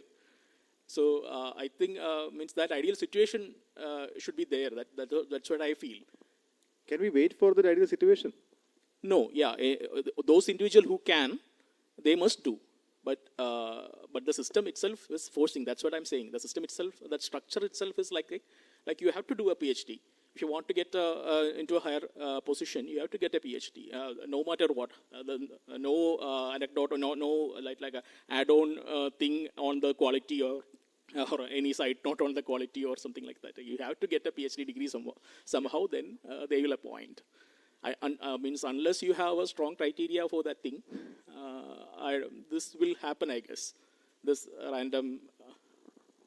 I want to hear other thoughts. Very true, very true. But is the system persuading us to do PhD or you want to do PhD? Now this is the question. Because of the system. Now the purpose is very important over here. Is it profit oriented? That the system is now demanding this. I have to do it. That is why I am doing it. If this is the purpose, then the outcome, maybe India is producing a lot of publications. But where are we standing in this H index? Other kind of indices in this? Very low. Publications in high reputed journals, where are we standing? Again, too low. Not at par with any of those other universities in the entire world. So my request, rather to me also, is that, including me, I'm also part of you for sure, is that when you are into teaching, now all of us into teaching, let us try to also to produce knowledge. There are a lot of opportunities. Even the students' projects, BTech projects are also, we can make use of the students. Not that we are making use of them, but there we can, with the help of them, we can produce knowledge. This possibility is there. So every year, we can at least help them to write a paper. Every project team can write a paper, at least in a conference. Because they're doing this project for a few months only. Within a few months, it might be possible to produce maybe a big thing, let's say. But whatever little thing they could produce within that time, we can make it a publication. And you can add that particular piece of knowledge to the area in which you are teaching, and you can teach that. As an example, at least. For example, I do this structural analysis, construction engineering. There, every year we do some projects connected to sustainability. That may be in housing, maybe in now Kutanad, bund construction, that's another area. Or maybe water purification, or soil stabilization. These areas, when we do some research, we produce some knowledge, let's say. I will use every year this knowledge to add to what I have been teaching. Maybe outside the syllabus. The students, as we may be knowing, they may be watching these YouTube videos. Some teachers may say that, oh, they wish to watch only these YouTube videos only. They won't come to my class. Unless there is attendance, they won't come to my class. This also can be a complaint of many teachers. But if you give something extra, which they want, they will be there for sure. Maybe you are teaching 1 hour of a subject in one particular college. Next day you are going to be transferred, as you said. Let it be there. You cannot change the system for sure right now. You can change you only. I can change me only, and he can change you only. Right. So let it be there. Because I cannot do something upon the system. Don't wait for the system to change. But I can change. Even if it is 1 hour in which I do something, I can add from my part. Whatever I am doing, I am publishing my research. So then that will become a different class than kind of a bookish class. That's what I am trying to do now. But the basic theory may be from the book only, ultimately. But as an example, I can add that now we are doing this bund construction using these materials, which were not the conventional way of doing it. It may be I am adding some indigenous technology and I am doing this, so I can just add to this. That may be giving them another example, so they also will be motivated to do some research later. There are several examples coming to my mind, but I'm just restricting that right now. But it is me who has to decide regarding what I have to do in research, in teaching, adding this research, teaching, etc. It's my choice. So I can make this purpose very clear. So if I am open to learning, if I am open to do research, not just as a PhD, every time you are doing research, not just as PhD, not for PhD alone. Like I said, the example of E. Sridharan. We can produce knowledge, we can document them, we can publish that, and we can also share this with others. That is what I am trying to for myself. Right? We can keep it open, we can discuss regarding this. Nice. Anything else regarding the purpose part? Do we have a break? At what time do we have a break?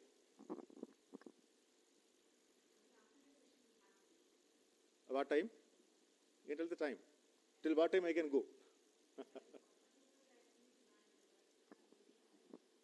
Okay, so tell me the time. It's your time. not my time. 12 o'clock? That means half an hour more? Yeah, okay. Then let me go through this, what I have written down over here. Are you clear about the aim of research? Connected question only. What is the aim? If you want to define that, you have here this vision mission statement, right, of the institute. What is a vision? What is a mission?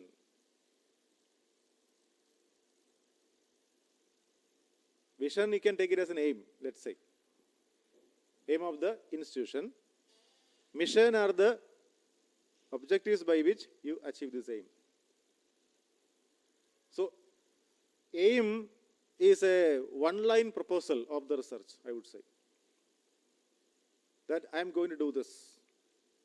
I am going to use this sustainable technologies to accomplish something, let's say. Aim is a one-line proposal of the research, and objectives are the ways in which I am trying to accomplish this particular aim. These are all definitions, but you can have your own definition upon that. What is the research proposal? Is it called abstract? Sometimes I heard this name, that's why I have added this. Abstract is different from a proposal for sure. We will come to that. What is abstract? What is a conclusion? All these things. But a proposal is what I am proposing as a research. It includes an aim, a series of steps by which I am trying to achieve that. Maybe objectives, I can say. There can be many objectives. You can also add a methodology if you have a methodology. Not necessary. Because in the beginning, how do you know the methodology? I have a proposal, I want to do something, I know that. But regarding the methodology, I may be having no idea. This can happen. So it is, I would say, optional. Methodology can be optional. You can propose that, but you can change. That may be changing later. But what you can do before that is, you can read some articles and write down a very small literature survey of what you are going to do. These are the previous works done in this area. So there is a research gap which I identified, and now I am going to do something more than this. Or to fill this research gap, I think I can do this. This can be a proposal. You can also propose the time frame. Within this time, I am going to do this. These are again proposals, but may not be exactly going in that line. So, it is not called an abstract. Can I include the purpose of the research in the proposal? Yes. Yes, you can. Very important. I consider among this purpose, program and potential, the purpose as the key. The what to do part is the key thing. So include that. What is the purpose of your research? What do you mean by the objectives of a research project? We discussed about that.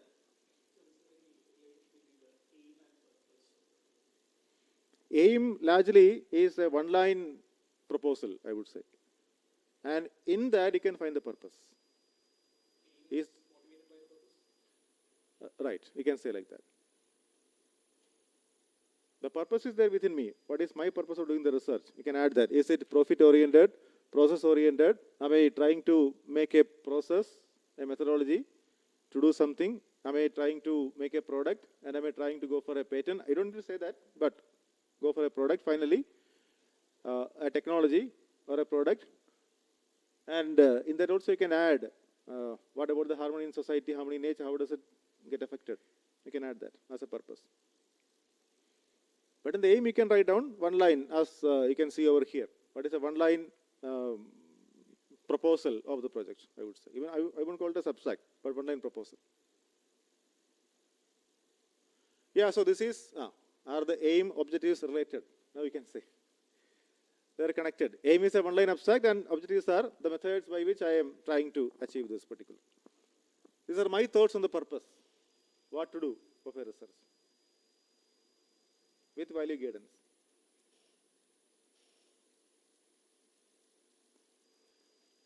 Now, if you go to the program part, once the purpose is very clear and well defined, what next? What next? How to? Now you ask the question, what to and why to? what to do, and why you are doing the research. Now, if there is very clear with you, then you can ask the question, how to do research, the methodology to fulfill them. I said in the proposal part, you may be writing that, may not be writing that. But then slowly, when you read the articles and discuss with the guide, then this methodology will come out very slowly. You start with something, you may change that maybe some other time, and the initial title of your work also may change later. This is fine. When you go along, the methods may change. What do? Do you analyze the various possibilities of methodology based on the comparison? I would say comparison is an activity which is there within you, with yourself, which is based on the previous knowledge, the previous sanskar. We have certain knowledge, and whenever something new is coming to us, we try to compare. This comparison, as I said, it is a stated activity within. On that basis, you cut down whatever is coming to you, the new information, into several pieces, and you analyze that. So, splitting the new information into several parts or several segments and then comparing is what I call as analyzing. That is what we do in analysis. You take any software analysis, structural analysis, or anything. We do that. We split that into parts, and then we do this comparison with whatever we know, and we find out finally, if it is a problem, we find out a solution ultimately. So there are also methodologies, analytical, then experimental, so on and so forth, programming, whatever you can call that. Several methods are there, or survey. So we appropriately select them. Maybe a combination of them, or maybe one of them, depending upon whether it is a management project, whether it is a technical project, whether it is to be done in the field, a design project. Based on that, we appropriately choose the methodology.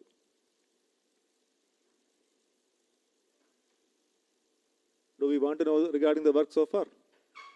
I'm doing something or going to do something. Do we want to know what has been done so far? And how do you know that what has been done so far in this area? Literature review, you say, right. So that is very important. And how do you do it?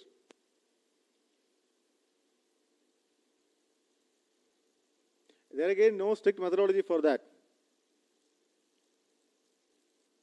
You can read articles, but how do you select articles? Now, much of the articles are available online. It is not like the time, maybe 20, 30 years before, where we had to go to the library and search. Now it is available online. And when you select these articles, there are certain websites also in which you can get these articles pirated. Please don't go by them, I would say. Rather, you can go to the Google Scholar. That's one of the ways. Then there is scopus.com is another one. There are many other, maybe search engines through which you can get articles. But many of these articles may be, or many or some of them may be paid articles. How do you select them? Or how do you go for these paid articles?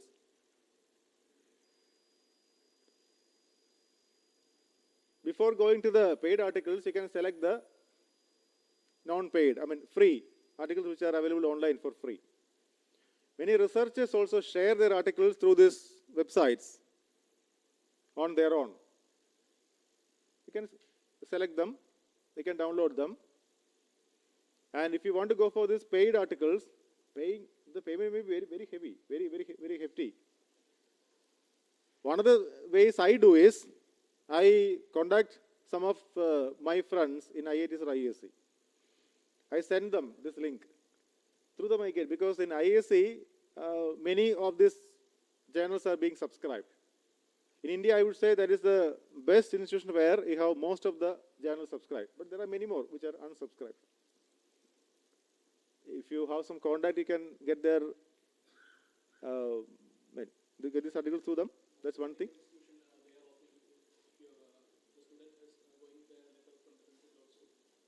They will be allowing it. Yeah. Very good, very good. CUSAT also we have many articles which are, many journals which are subscribed. Yeah. Yeah. Yes. So these opportunities can be made use of. And then how do you select these articles? Now, in an area you want to do research, and in that area you have several articles available. How do you select them? What do you read first in the article? These are all methodologies. You can choose your methodology, but what I am doing is what I am telling. That's all. What I do is I read the title first, then the abstract, then the conclusion. Then if I am interested, I read the body of the article. Is that the way you do, or you read the entire article and then that may be wasting time, I would say. So read the abstract, that may be giving a promise of what they have done in that particular work. If you go to the conclusions, you can read how they have, there is a research problem which is mentioned in the abstract, and they have done that through the methodology may be given in the body part of the research, the detailed analysis, their quantification, everything may be given, graphs, charts, all those things are there, tables. Finally, they have concluded something. And if that is interesting to you, you can read the entire story. You can select them accordingly, and you can read, keep that for further reading later. And finally, if you have a handful of these research articles, which may be appended later, you can write a document. I would say whenever you read an article, you can make a note of that. Maybe in a Word document also, you can write down something. The gist of what you have read in the abstract, in the conclusion and the body part. You can write down the gist of that. And then when you make a review paper, there are many ways of doing that. One way is you can have these articles which you have read in the chronological sequence, year-wise. Very usual way of doing this. So this has started in 1943. These things were done at that time. These were the authors, and you write down. This was developed at that time. Then further 1945, 1957, so on and so forth. Till recent, 2024. That's one way of doing it. Another way is you can categorize them on the basis of the certain titles. Maybe all the articles are not speaking about the same title, but there may be different subjects. So now you can categorize them. When you read, say, 50 articles, you will understand 10 of them is speaking about this particular aspect of this particular area. So you can write that aspect as one of the headings. So based on this subject title, you can categorize these articles, and then there again you can go in this year-wise sequence. That's another way of doing this. You can also read some review articles in your area, and you can see how they have written this. And by the time you finish your coursework, maybe in the research, you can produce an article which can be a review article. That's very good. That is helping you for sure. So this question is what is being answered right now. How much literature shall I collect? There is no limit for that. That depends upon your interest, I would say. And you can keep on adding that. Till you write the thesis, you can keep on adding these articles. How do we get it? We discussed about that. Shall I read the whole content in the publication? Shall I produce another review paper? Yes, you can. How do we arrive at a methodology, finally? Again, analyze, compare. Analytical, that is a development of process. Can I develop a process, a technology? Experimental development of a product or validation, or there are other ways also. Or a combination of these. Surveys can be added to that. There are many things you can add to that. I have just given two headings only. One is analytical, the second one is this experimental. Now, any questions regarding this? I think this is, documentation. So I have added in the program part these many questions. And you can add that much. I just wanted to have only one slide for that. That's why I have just these many lines over there. But you can add to that. These are all my thoughts regarding research in my career. So any questions regarding this? Anything which you want to add to this? Any reflection? These are again not final thing, only proposals from my side, but you are all researchers, you can add to this for sure. Not final.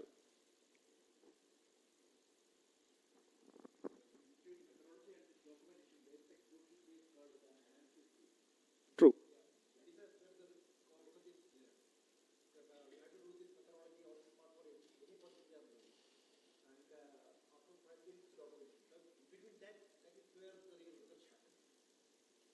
In fact, I included everything in methodology.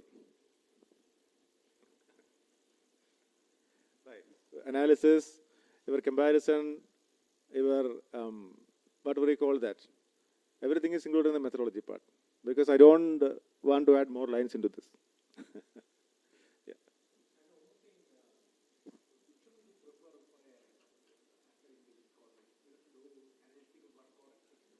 That's your choice. I have no.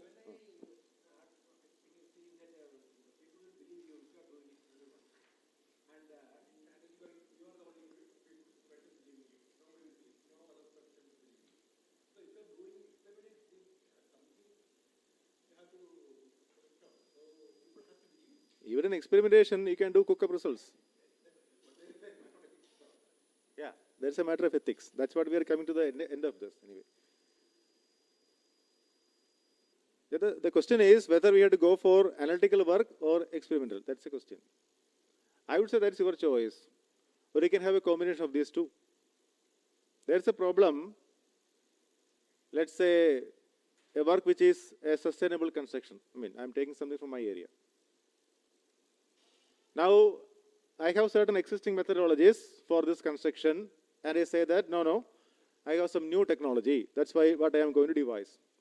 So I devise these new technologies based on my analytical research.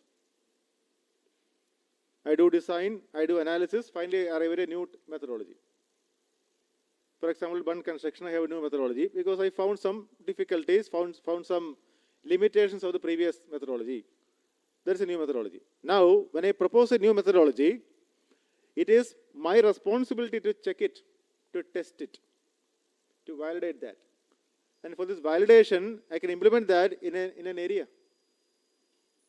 Even for a small BTech project, we try to help students to do that. Not just analytically proposing something, but to do that practically in an area so that this is the validation of what you have done or what you have proposed. So whenever this analytical research is assisted by or that is added by this validation part, then we'll be getting a credit for sure. That's what I can propose as a methodology. That again is open. My research was completely analytical. Validation was done in programming only, not by experimenting, except for a VSSE experimentation. It was successful. For a membrane problem, we applied that. It was done analytically as well as it was done by their cameras also. It was matching. The results were matching. Many times we may not get time also to complete this. So maybe if you can publish in some reputed journals, this is also fine. Analytical may be fine. People believing you or not is leave to the people, I would say. I am confident about my research. I am going by my ethics also, right? And I am publishing. I am not just publishing in this so-called paid journals, but I am publishing in these reputed journals. Like numerical methods in engineering, for example, which I published. Computational, there are several journals available which are, and how do you look at a journal? This also is very important. When you publish, the last line, publication, how do you send an article? How is not the problem, but to which journal do I send this article? How do you select these journals for sending? There again, what is the purpose is very important. Do you want to get the publication very soon? Please don't publish. I would say please don't publish because nobody is going to publish it within 1 month or 2 months or even 3 months. 6 months you can expect. If you want to publish, in the next 6 months, do it now, send it now, today. But if you are focusing about the number, then you are again into another number of researcher who is not producing anything, I would say. Let your article get a good peer review by 2 or 3 researchers working in the same field. Let them give critical comments, accept them. And you can also, it is not that when somebody is giving you a critical comment, it is not that you accept everything. Okay, whatever you told is right. No. You can also say your comment, no, this part, maybe they would not have understood that, this part. You can tell them that this is what I have done, so I can write a comment. So this comment is something like that. It changes this particular portion of the research. That may be a comment. I can say that, no, this is something which I have done based on my experiments, and my analytical work. I think it needs to be changed. You can politely say that, I don't think it is to be changed. Then that may be accepted by the other researcher. Many times it happens that they may not be able to understand what you are doing, really. They may be having a peripheral reading, and they may give a comment, pass a comment like that. This may also happen. So read through the comments very carefully, and you can also give your remarks regarding the comments. Now, how do you select a journal? I would suggest, there may be many journals coming when you search in your area. I would suggest to go by the volume number. That's one indication. These indexes are there. You can go for the indexes also. Essay index, Scopus index, Science index. But go by the volume number. If you go by the volume number, see if it is a high number, 60, 50, or even 30, 20 is also okay. What does this number depict? The number of years in which the journal is in existence. Many journals perish very soon. They start publication and they perish also very soon because of non-reputation. So the journals which are continuing, sustaining for 20 years may be a good journal. That's one kind of an assessment. Then you can go to their indexing, that is there. You can go to their aims. And their vision also may be given there. So you can go through that part. Whether your article is going to fit into this aim or this vision of this particular journal. You can go through that. If it is fitting in, then you can send your article to that particular journal. Yeah. So there are many things which I have to say, but because of lack of time, I won't think I may be able to. So abstract, body and conclusion. Abstract is again a promise, which what I am going to say, what I am going to do in this body and conclusion, I say in this abstract as a promise. And this promise is finally, I do this through certain methodologies, starting from introduction part, literature review, then the methodology divided into several sections, subsections. Finally, I conclude that whatever I have written is concluded, including my remarks regarding this methodology or this research, the quality part, the quantity part, both. And I also write down what is the future scope of this, limitations, future scope, acknowledgement, everything may be there in the final conclusion part. Right? Very, very rough kind of thing. Now, before we go to the final part of this discussion, I have some 12 minutes more, I think. What is the potential? Now, the question of sir in the beginning was, what about my potential of doing research, or am I forced by the system to do research? This is the question. Do you have the potential to do research?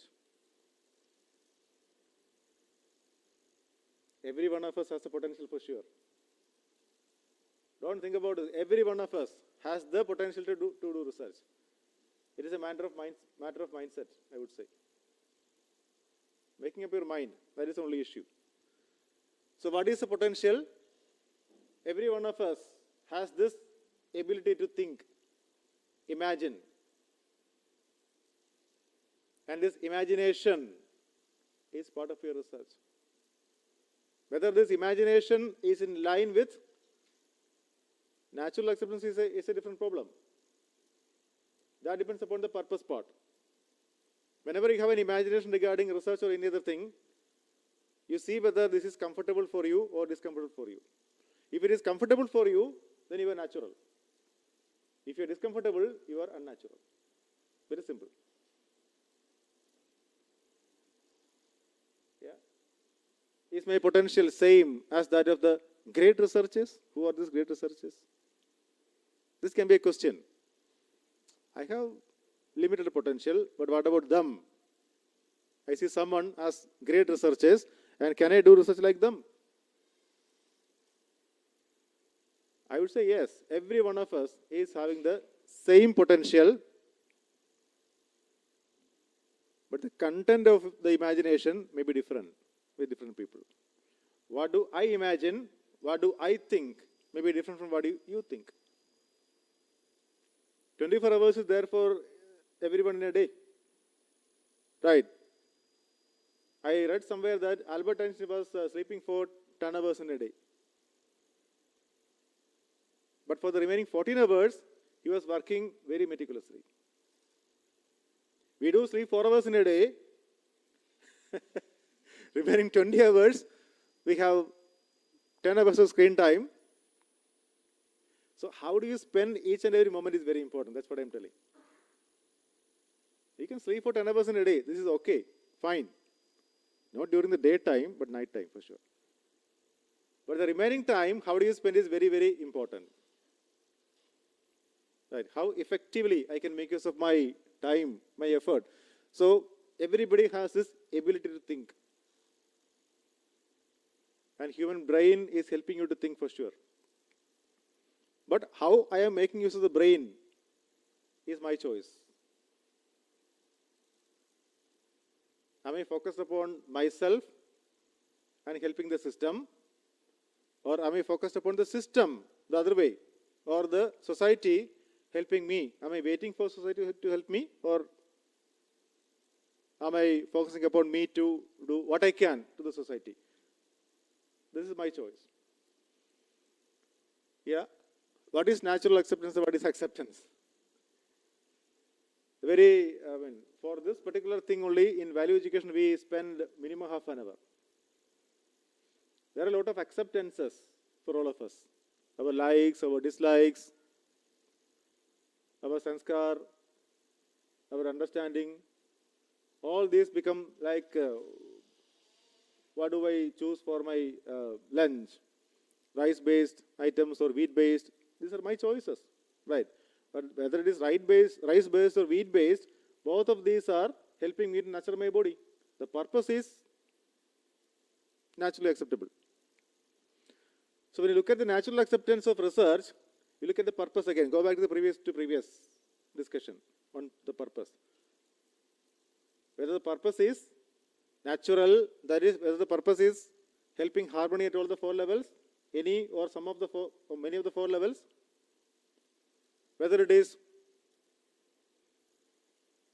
process oriented, product oriented, and is this process and profit also helping this harmony at all the levels, or I may just focus upon this profit oriented, or what is it, fame oriented. These are all my wordings, not quoted from anywhere, but you can add to that, or you can delete something also. It's your choice.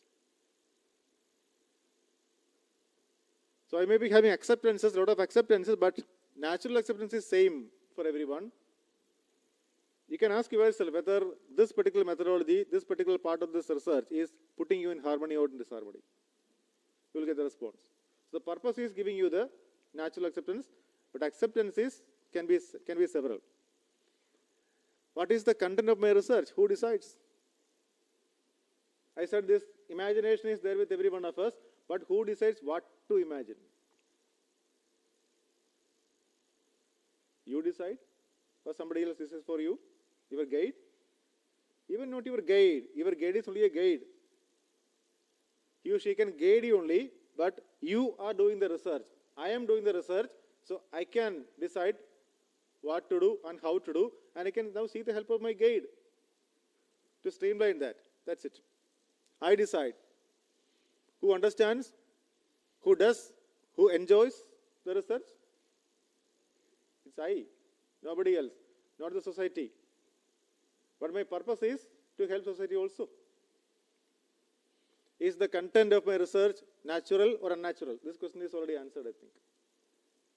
Maybe unnatural, but if it is unnatural, it is my responsibility to bring it natural. Whether it is putting me in harmony is a question which you can ask. Whether it is helping the harmony in any or many of those levels, individual, family, society, nature. Now, telling this, I recollect one incident. The last time when I went to this TKM Engineering College, Kollam, there I could listen to 6 presentations of students, BTech students only, in the first year, BTech first year. They have done projects which are related to the social problems. For example, toxic parenting. That is there, one of the projects, toxic parenting. Another project is how to connect this old age homes with orphanages. Because there are problems with people who are staying in the old age homes and for children who are staying in the orphanages. So why can't we connect them? Another one is in harmony in the nature. How can we use this renewable energy systems for taking care of or seeing the needs of the energy of this college? So likewise, there were many projects. 6 projects were there. Very interesting. So they have connected all these projects with this harmony, with the proposals of the human values. Very interesting. So they could also see that. They can also connect this. And they have this problem, then how to connect this with the human values and the solution. So 3 phases were there for all these projects. Likewise, every one of the projects, then I was just commenting that every one of the projects, whether it is PhD project or whether it is BTech project or MTech project, why can't we connect this with harmony in any of the levels? Ensuring harmony at any of the levels. Even if it is for producing something, can we ensure with that harmony at the level? So, if the content is natural, then I am working for harmony. At my level, or family, society, or nature. If it is unnatural, I may be harnessing the harmony. So please have a look at that. That is my proposal. Is there contradictions in my thoughts of research? From this process-oriented or this product-oriented or harmony-oriented, am I going to profit-oriented at occasions? Or am I going to fame-oriented at occasions? What is my focus? There again, the purpose is the key role. Is playing the key role. How can I be in harmony through the research? Well, now there are several things coming to my mind. Lack of time is there. The discussion with your guide, rejections from some of the journals, many things may be there. My friend used to call me, who is working in another institution. Maybe he calls me once in a month or sometimes once in 2 weeks. He tells that I cannot focus upon my research. He is doing research. I asked him why. Tension. Lot of pressure from my guide. Now you see, within another 1 year time, I am going to finish my tenure of research. And if I could not do this research by that time, I had to pay back the whole money with interest. That's my problem. So nothing is working out. I again ask him, who is deciding? Now you are worrying about something which is going to happen within another year. In another year, if you could not do that, you have to pay back the money. That's what you are worrying about. What about now? Now there is a small piece of job. Do that right now. Think of that. Tension. Who decides this tension? You or your guide? He says, I. Whatever your guide. Now she is scolding me, she is doing this, she is doing that. I said, that is her problem. Leave it to her, the guide. He or she, whoever he or she is. What is your problem? Is it because of the guide or you decided for yourself? I just discussed something like this and finally everything is what I have decided. Okay, I am resolved. Another couple of weeks, he calls again. Same problem, repeats. So who decides this harmony? I decide my harmony, and I can ensure this within.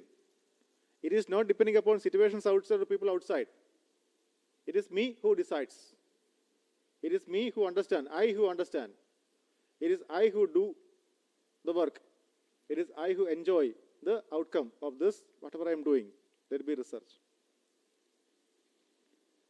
I have a few slides upon this ethical human conduct also. Shall we go with this or shall we conclude? It is 12. Yeah, okay. So we will go for another 5 or 10 minutes with this, whatever I have written down for you. This is something which I added from this professional ethics part in human values. So something which I see important in that is ethical human conduct implies that it is naturally acceptable to me and does not give rise to conflict within. Another point which I find important for me is it implies that it is in consonance with the right understanding of the reality, the underlying harmony at all the levels. Ethical conduct also implies that it leads to mutual fulfillment with other people and mutual enrichment with the rest of the nature. So whenever we choose a research project, is it following this ethical conduct?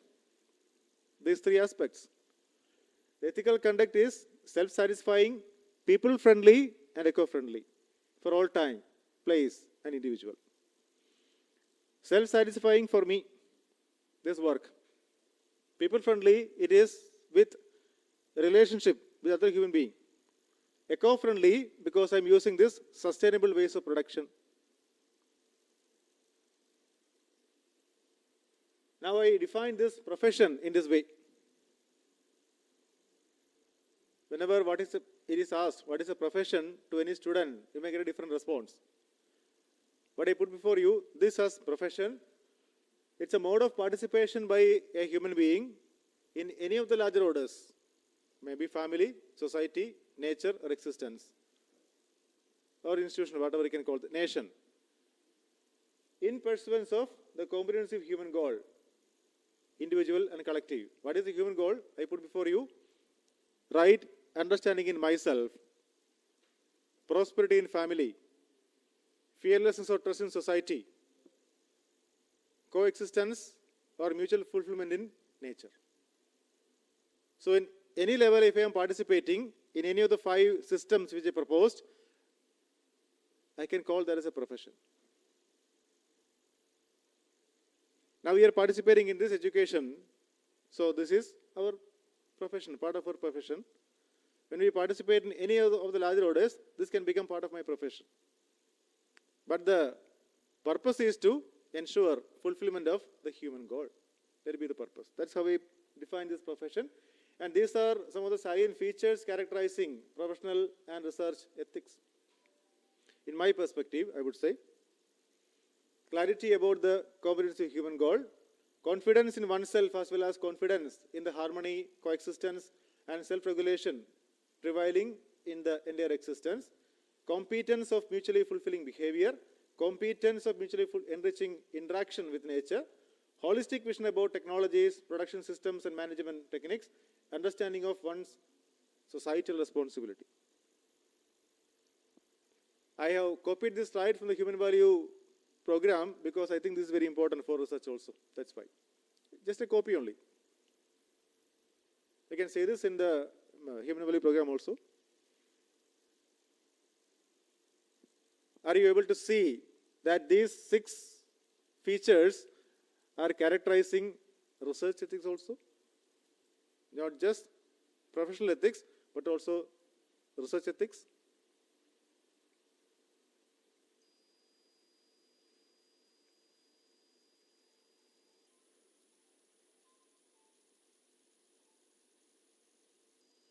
Because of time constraint, I'm not going to elaborate upon all this. I think they are now self-explanatory for you, but I can explore upon all these 6 salient features. This is a dynamics, human tradition dynamics, which I put before you. So in development, what is happening is, I start with the human education. And as we proposed in the beginning, the purpose of human education is to ensure the development of the competence of every human being to live with definite human conduct. We can see that in the right. The entry point is that, human education. So that the human conduct is developed that ensures continuity of mutual happiness and prosperity, and then that results in human constitution where the nature of society of people living together in a relationship of mutual fulfillment is there, and that results in human order where the society in which the human goal is realized. So I see there is a connectivity with this regarding research. That's why I put forth over here. Ultimately, all of us are working for this human tradition, which is there at the center. And for that, what is facilitating is this research. That's how we see it. So I start with this understanding part, the education part, where you can add all this literature review, the methodology, the whole stuff, I would say. Discussion with your guides, all those things. Leads to a human conduct. So I asked all those questions, whether you are in harmony, disharmony. So this is coming over there. But are we able to see that I have a definite conduct throughout my research, or as my friend asks me every couple of weeks, I'm in tension, help me. I'm in frustration, please help me. Who is to help you?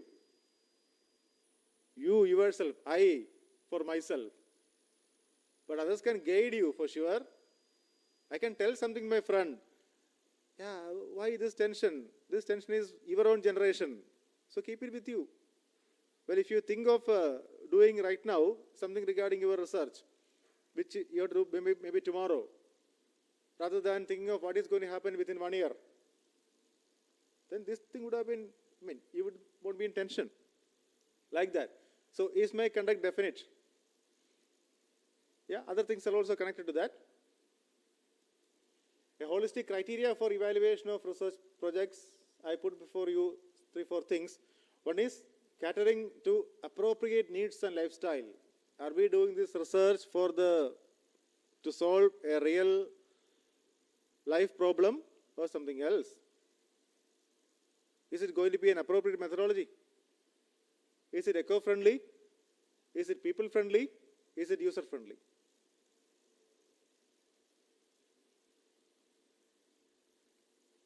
As far as possible, priority can be for natural processes and systems. In light of this broad criteria, specific criteria of evaluation of research projects can be broadly defined for the area of technologies, production systems and management models as follows. I propose something over here. One is catering to real human needs, the proposed criteria for technologies. Second is compatible with natural systems and cycles. Another one is facilitating effective utilization of human body, animals, plants, and other natural materials, safe, user-friendly, and conducive to health, low-cost and energy-efficient products may be, producible with local resources and expertise as far as possible.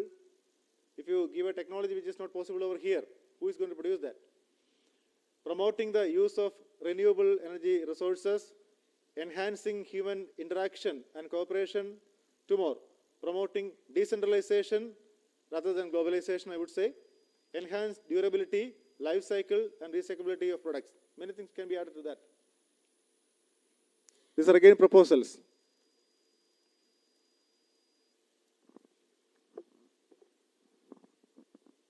A few more things are there. So again, some of the topics of research which I would like to propose before you, which are connected to this harmony at all the, or some of the 4 levels is renewable and decentralized energy technologies, biomass-based energy conversion systems, gadgets and implements to facilitate efficient utilization of human muscle power and animal rod power, decentralized wind power, micro-hydral electromechanical power generation, etc.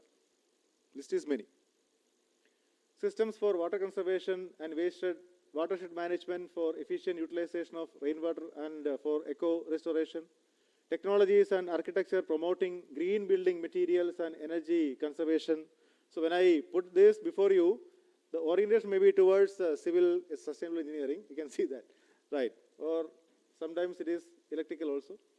organic and natural farming techniques, eco-sanitization techniques for small-scale decentralized sewage disposal and waste water recycling, low-cost energy-efficient technologies for small-scale production systems. So these are brought before you just to give you some idea regarding some of the technology, some of the areas in which you can do research which is giving some products to the society, helping society and ensuring this harmony in society, harmony in the nature. Now I end with this particular slide. That's the final thing which I brought for you. We discussed about this so-called working only for physical facility, the left bottom, maybe here, this one, this part of the slide, and circling about that. And we have seen the right top, what I have shown on the right top already in the first slide. Now I add to this the inhuman society where we work for assumptions. Sometimes money is everything, for example, maybe profit-oriented or consumption-oriented or pleasure-oriented, accumulation by any means in society, domination in society, exploitation in society, mastery upon the nature. So these things are now, I have added that as the inhuman society over here. Now from here, we need to have a transformation. So the research can be a transformation upon this line also, from this inhuman society to going towards a human society, ensuring the human goal. So the result is overall transformation in the individual and in the society. Let this be the final outcome of my project, the research. So I conclude with this. The key takeaways, as far as I am concerned, from this particular discussion so far. One is the research leads to holistic development of an individual as a human being. Not just individual, but for the other levels also. Research is guided by values and leading to ethical human conduct. Another key takeaway for me. Another thing is research ensures harmony at any one or more levels: individual, family, society, nature and existence. I am clear about the purpose of my research. Are you? The response to why, the questions why and what. Why do you do the research? What to do in research? These two questions. I am clear about the program of my research, how to do the methodology part, analyzing, comparing all those activities.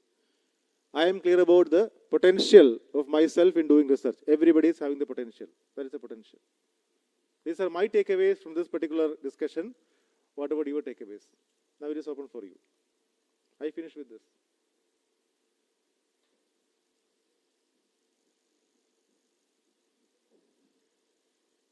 Any comments, any questions, sharing, reflection before we conclude?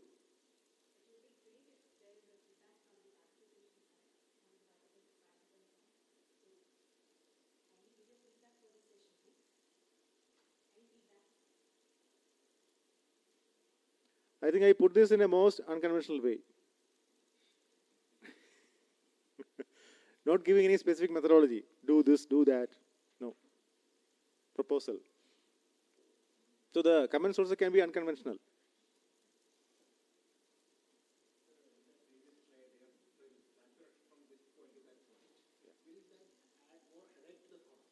No.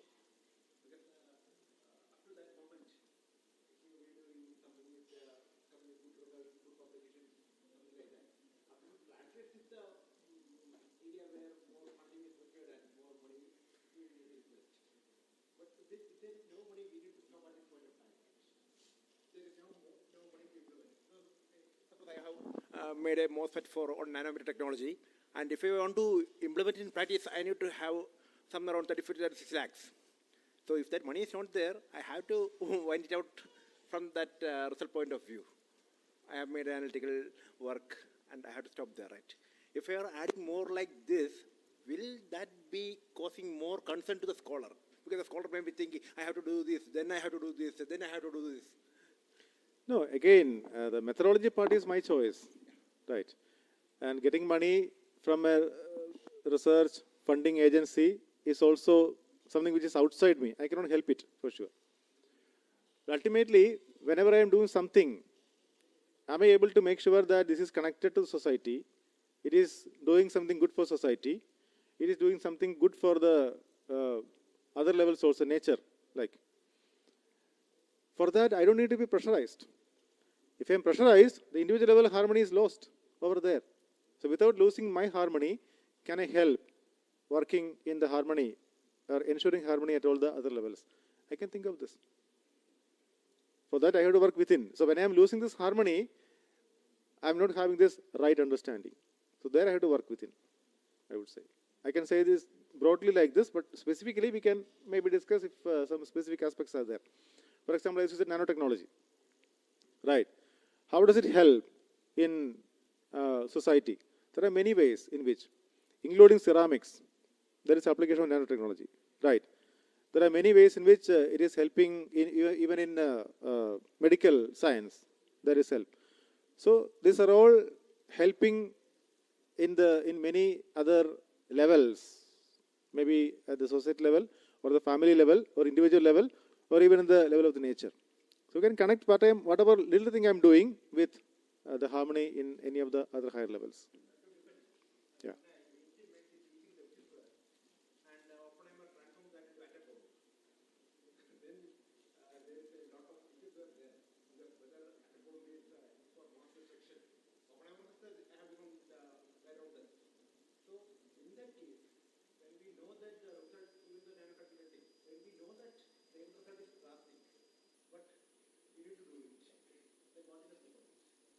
True. You can produce energy for destruction or for good purpose. Now you see, even if there was a discussion regarding in the inaugural session by Father that we keep apart only 0.66% of our say GDP for this education purpose. Now if you look at the amount of money which we keep apart for this defense, it may be more than 1/3 of the whole GDP, of the whole budget. Right. We have these weapons, but are we using them every time? No. What I am telling that, I am coming to that. What I am trying to tell is that this World War II is also not as a result of these weapons or this atom bomb or the kind of, but it is a result of the greed of, I would say, one person or a few persons, starting from this Adolf Hitler. He was misdirected from his very young age. So this disharmony which was there within, which was injected by his father was very cruel. So starting from this disharmony in the family, he has carried that over to destruction of the entire world. Finally resulted in World War II and this Hiroshima and Nagasaki. So there, we are using this. So when we have to use this, we have to have the motivation for that. So if I am motivated rightly, I'm going to do that. At the same time, Gandhiji was here. He was a contemporary of this Adolf Hitler. He was here, and we have this independence not because of this war. There's a great difference between these two, right? So it is again the human choice, my choice. I can produce this weapon, I can produce energy, but whether to use that or not is my choice.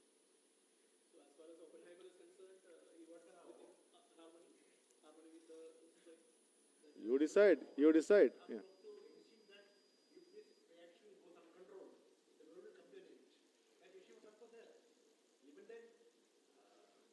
But ultimately, you see, every one of us wants to be in harmony, though we go into all this.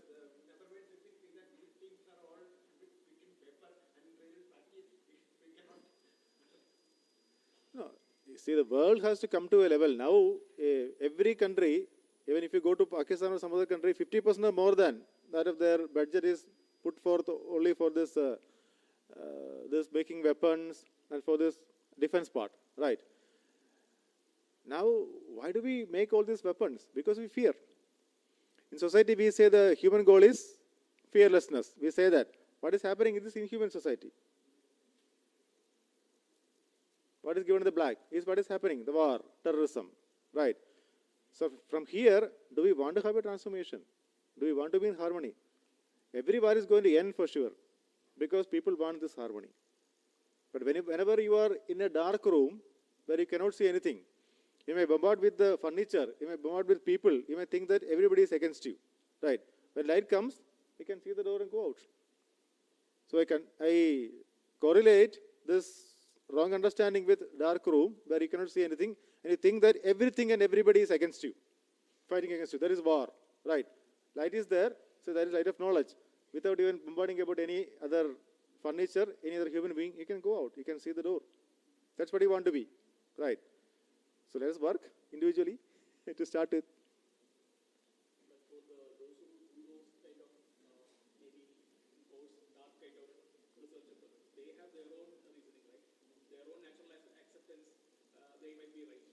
Their own acceptance, I would say. Natural acceptance is same for everyone. They also want to be happy, they also want to be in harmony through what they are doing. But the doing part is, doing part is different for them. For me, I would request you to I would request you to attend a full human value course then. Because to discuss regarding this, I may require time. My proposal is happiness is same for everyone. Keep it open and explore. Whatever we say as this excitement, this is possible.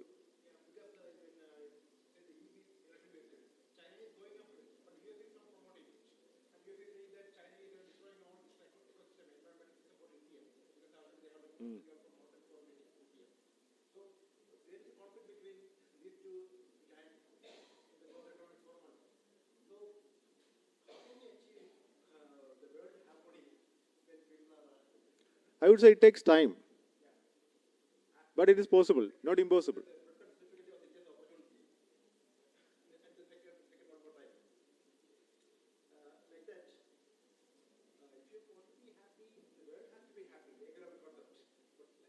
You cannot wait for the world to be happy for your happiness, can you?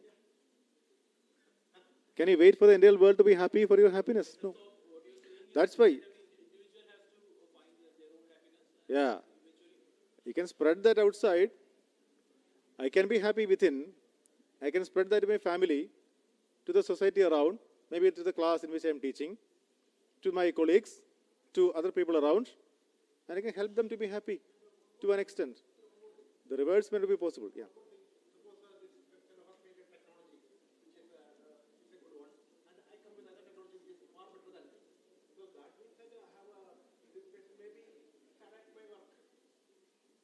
That is my decision. Yeah. There again, I can work. It is not to compete with anyone, but to help. Very nice. Thank you. Yeah. So thank you so much. Depending upon the time constraint, I think we can stop here. Thank you so much for this opportunity. Thank the organizers and thank the college for having me over here. Thank you, the participants. Though the questions came from this part only, I consider these as questions of every one of you. And each and every one of us has questions you can ask.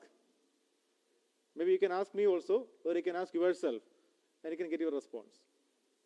Yeah, so this is just a glimpse of what I wanted to discuss with the limited time. And we can discuss more if time permitted. Okay, thank you for this opportunity. Thank you so much. Thank you, sir. That was an excellent session. I think, I don't know about others. Myself, I'm just running behind the problem analysis and there a methodology to do the research.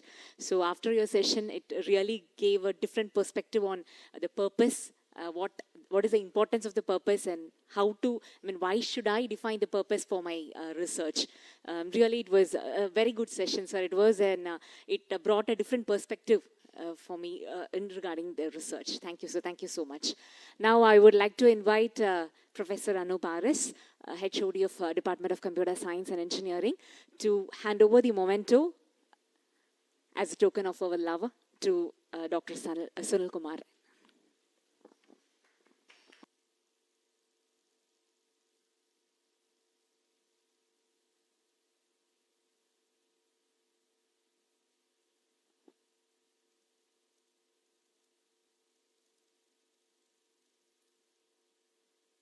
Thank you, sir. Thank you so much.